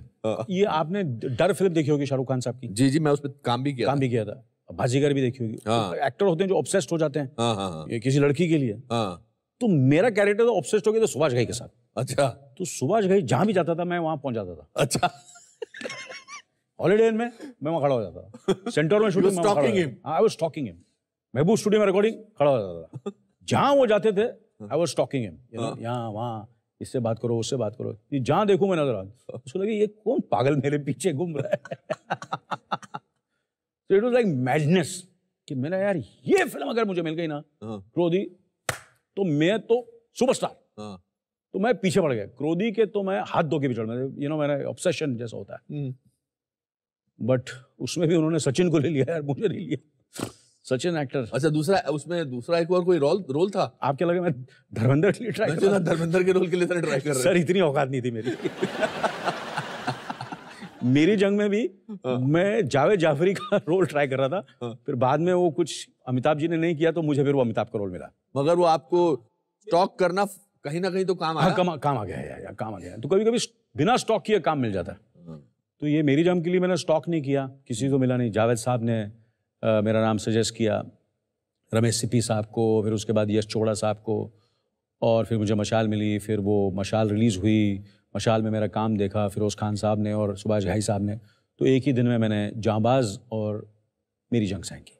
इस दौरान एक तरफ आपका करियर की जद्दोजहद चल रही थी और एक तरफ आपका इश्क पनप रहा था सुनीता के साथ। हाँ जी। आपने सुनीता से फोन पे बात की थी पहली बार? हाँ जी, उन्होंने की थी, मैंने नहीं की थी। अच्छा। क्योंकि उनकी अंग्रेजी मेरे से बेहतर थी। अच्छा। तो मैं तो इसलिए वही आवाज़ और अंग्रेजी से मैं पागल हो गया था। अच्छा। यार ये क्या क्या इंग्लिश बोलती है यार।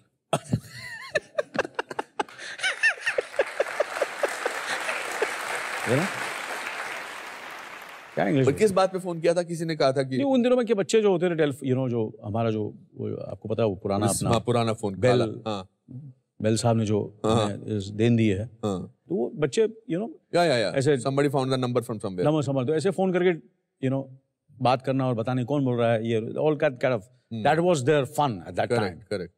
बट मुझे इश्क हो गया उस आवाज से, उस अंग्रेजी से, इंग्लिश से। अरे ऐसे कौन बोल रहा है? Guess who's speaking? मैंने बोला क्या यार, चंबूर और इतना अच्छा इंग्लिश। किस्मत जा गई है, कुछ चमक गई है। मेरा लगता है फ्यूचर कुछ ठीक होने वाला है।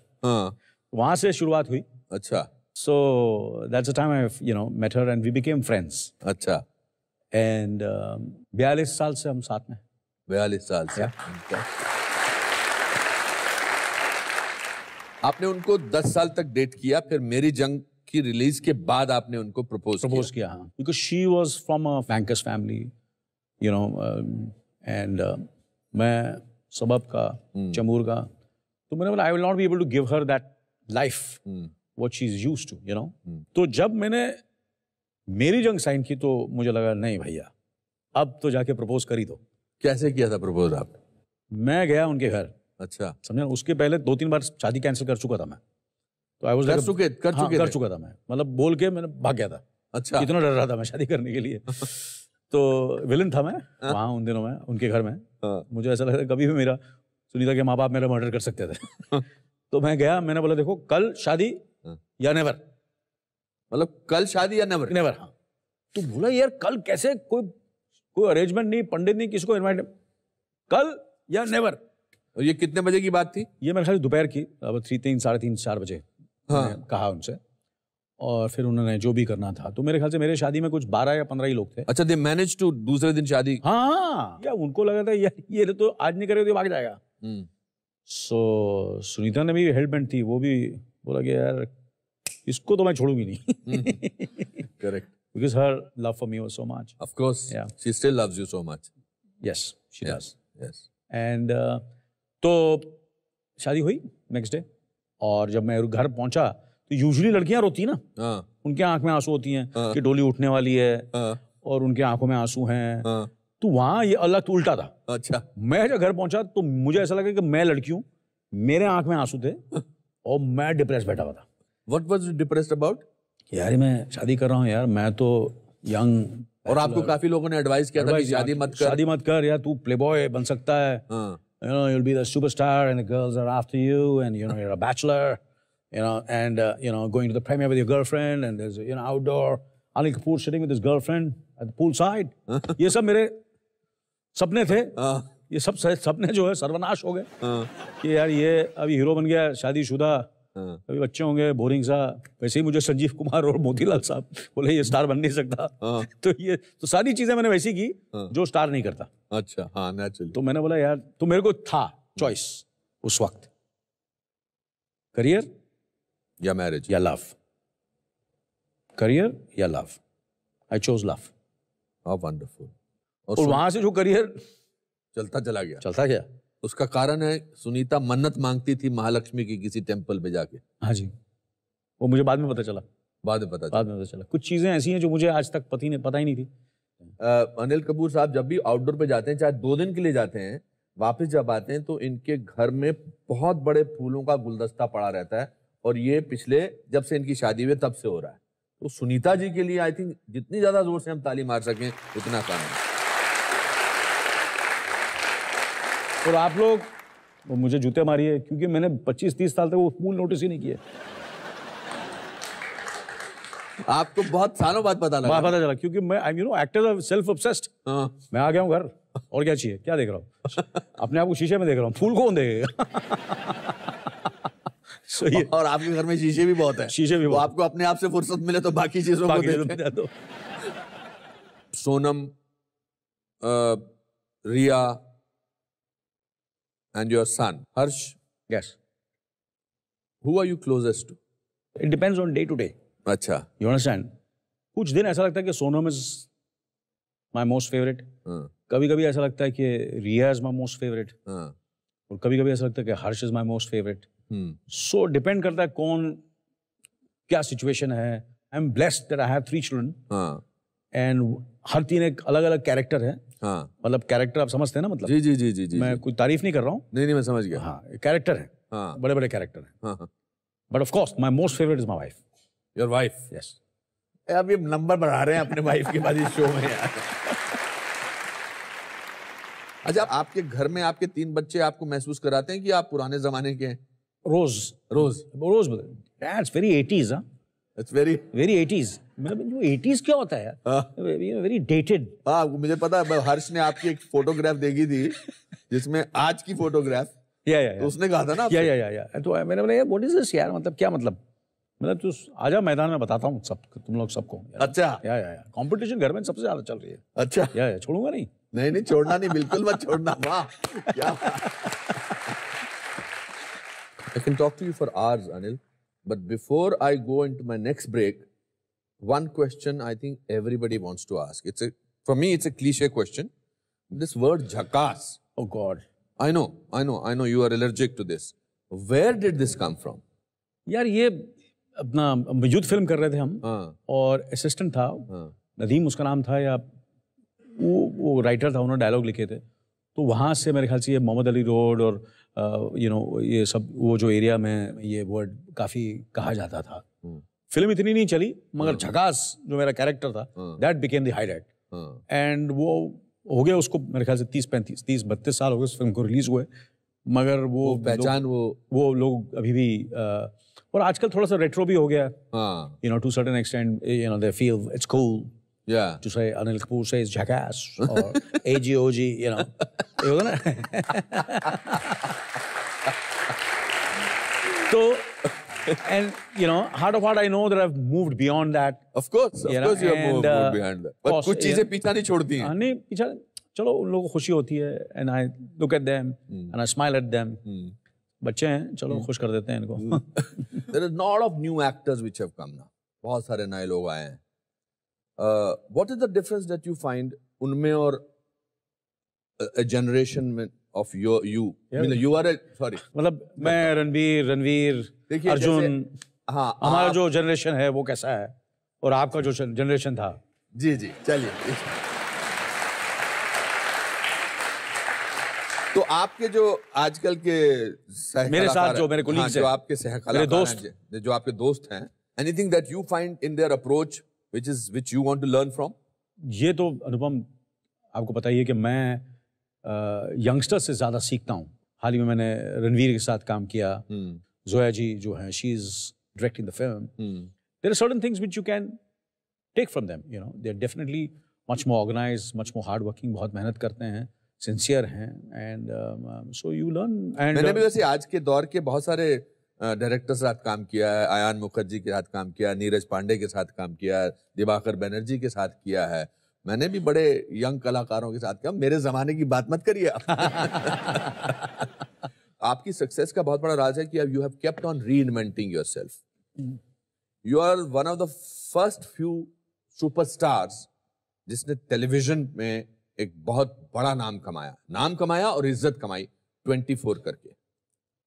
टेलीविजन में काम करके आपने क्या सीखा? मेरी हमेशा रिग्रेट रहा है कि मैंने थिएटर कभी नहीं किया। मैंने कॉलेज में था तो मैंने 1-2 प्लेस किए, उसमें मुझे बेस्ट एक्टर अवार्ड भी मिला। By the way Dilip Kumar, मैं आपको ये फेंक दूं, आप अपने आप को बहुत बड़ा थिएटर का एक्टर समझते हैं? अरे आप मेरी तारीफ कर रहे हैं, मेरी बुराई कर रहे हैं? नहीं, थोड़ी बहुत बुराई भी कर रहा हूँ। आप शुरू से बुराई कर रहे हैं यार। तो जिस तरह थिएटर में जिस तरह का गरीबियत और मेहनत और पैशन है, जो टेंशन, जो डर कि यार बस यही है, बस अभी तो पिक्चर रीटेक नहीं है इसमें, तो वो वाली फीलिंग टेलीविजन में बहुत मजा आया इसमें। मुझे लगता है कि मेरे करियर में बहुत सी फिल्में की हैं, मगर जो 24 में जो मुझे करने का मजा आया, I can compare it to the best.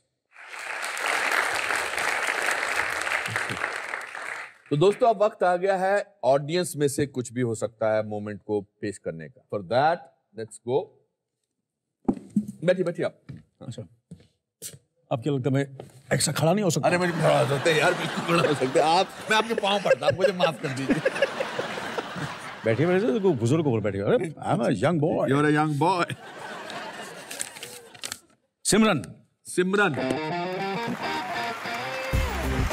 आइए सिमरन जी। सिमरन जी आ गई है। अरे प्लेजर, प्लीज बैठिए। सिमरन बैठिए। ये बड़ा, हमेशा मैं यही सवाल पूछता हूँ कि कैसा लग रहा है आपको अपने चहेते कलाकार के साथ? Right now I am on the top of the world. How wonderful. बहुत अच्छा लग रहा है। मेरी बहुत ख्वाहिश थी कि मैं इनको देखूं, but I never thought in my wildest dream also कि मैं कभी इनके सामने ऐसे, I am going to share the stage with you, with both of you. क्या करती हैं आप सिमरन?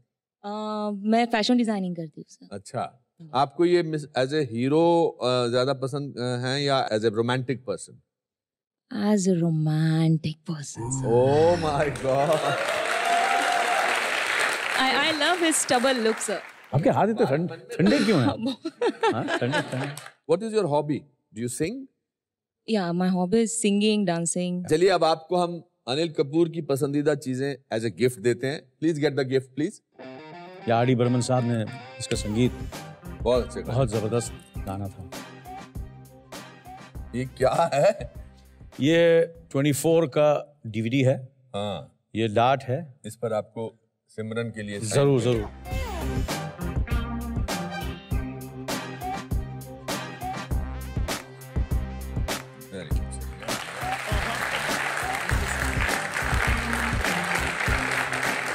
One sec, we'll just take a picture.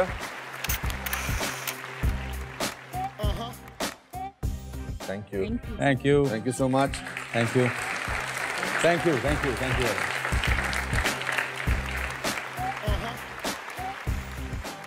Kapoor साहब, this is one of the richest episode of the Anupam Kher show, कुछ भी हो सकता है।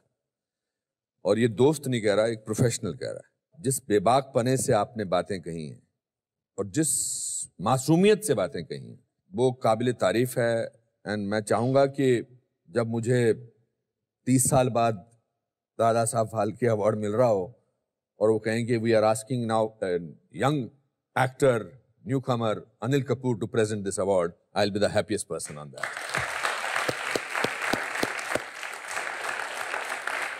मैं ये बात को सीरियसली ले रहा हूँ। मुझे पता आप सीरियसली ले रहा हूँ। हाँ बिल्कुल। मेरा ऑलरेडी वर्कआउट शुरू हो गया। आप उछलते कूदते आएंगे सीढ़ियों पर। And I hope I am not a wheelchair. आपके घर पे बहुत सारे अवार्ड्स पड़े हैं, बहुत सारी आपकी काबिलियत पर मद्देनजर रख के आपको बहुत सारी रिकग्निशन मिली है, मगर हम अपनी मोहब्बत जो है इस एक कागज के टुकड़े पर लिख के देते हैं। और मैं इसको तो I will make sure that ये आपके घर पर फ्रेम करके लग जाए। जरूर लगेगा। मैं क्योंकि इसमें हमारे जज्बात हैं। आपको बोलने की जरूरत नहीं है सर, ये लग गया समझ लो। बस तो ये जज्बात मैं आपको पढ़ के सुनाना चाहता हूं दर्शकों को। भारतीय सिनेमा जगत के सदाबहार व लोकप्रिय अभिनेता अनिल कपूर को हमारा प्रणाम। आपकी प्रतिभा एक मिसाल है आने वाली पीढ़ी के लिए। आपका उत्साह हमें प्रेरित करता है और कठिन परिश्रम करने के लिए उकसाता है। आपका अनुष्ठान और दृढ़ता आपकी उपलब्धियों का कारण है।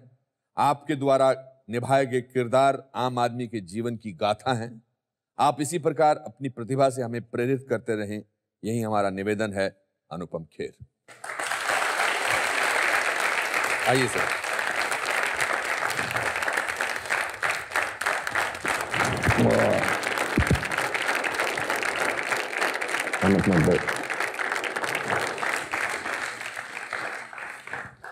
दोस्तों, इसके साथ आज का कार्यक्रम समाप्त होता है। मैं उम्मीद करता हूं कि अनिल कपूर से मिलके आपको जोश और उत्साह मिला होगा और एक नई उमंग भी। अगले हफ्ते फिर मिलेंगे मेरे एक नए मित्र के साथ। तब तक के लिए अपना ख्याल रखिए और याद रखिए कि यह संसार एक भूल भुलैया है। कहीं मंजिल तो कहीं दरिया है, कहीं हंसी तो कहीं रोना पड़ सकता है, क्योंकि लाइफ में कुछ भी हो सकता है।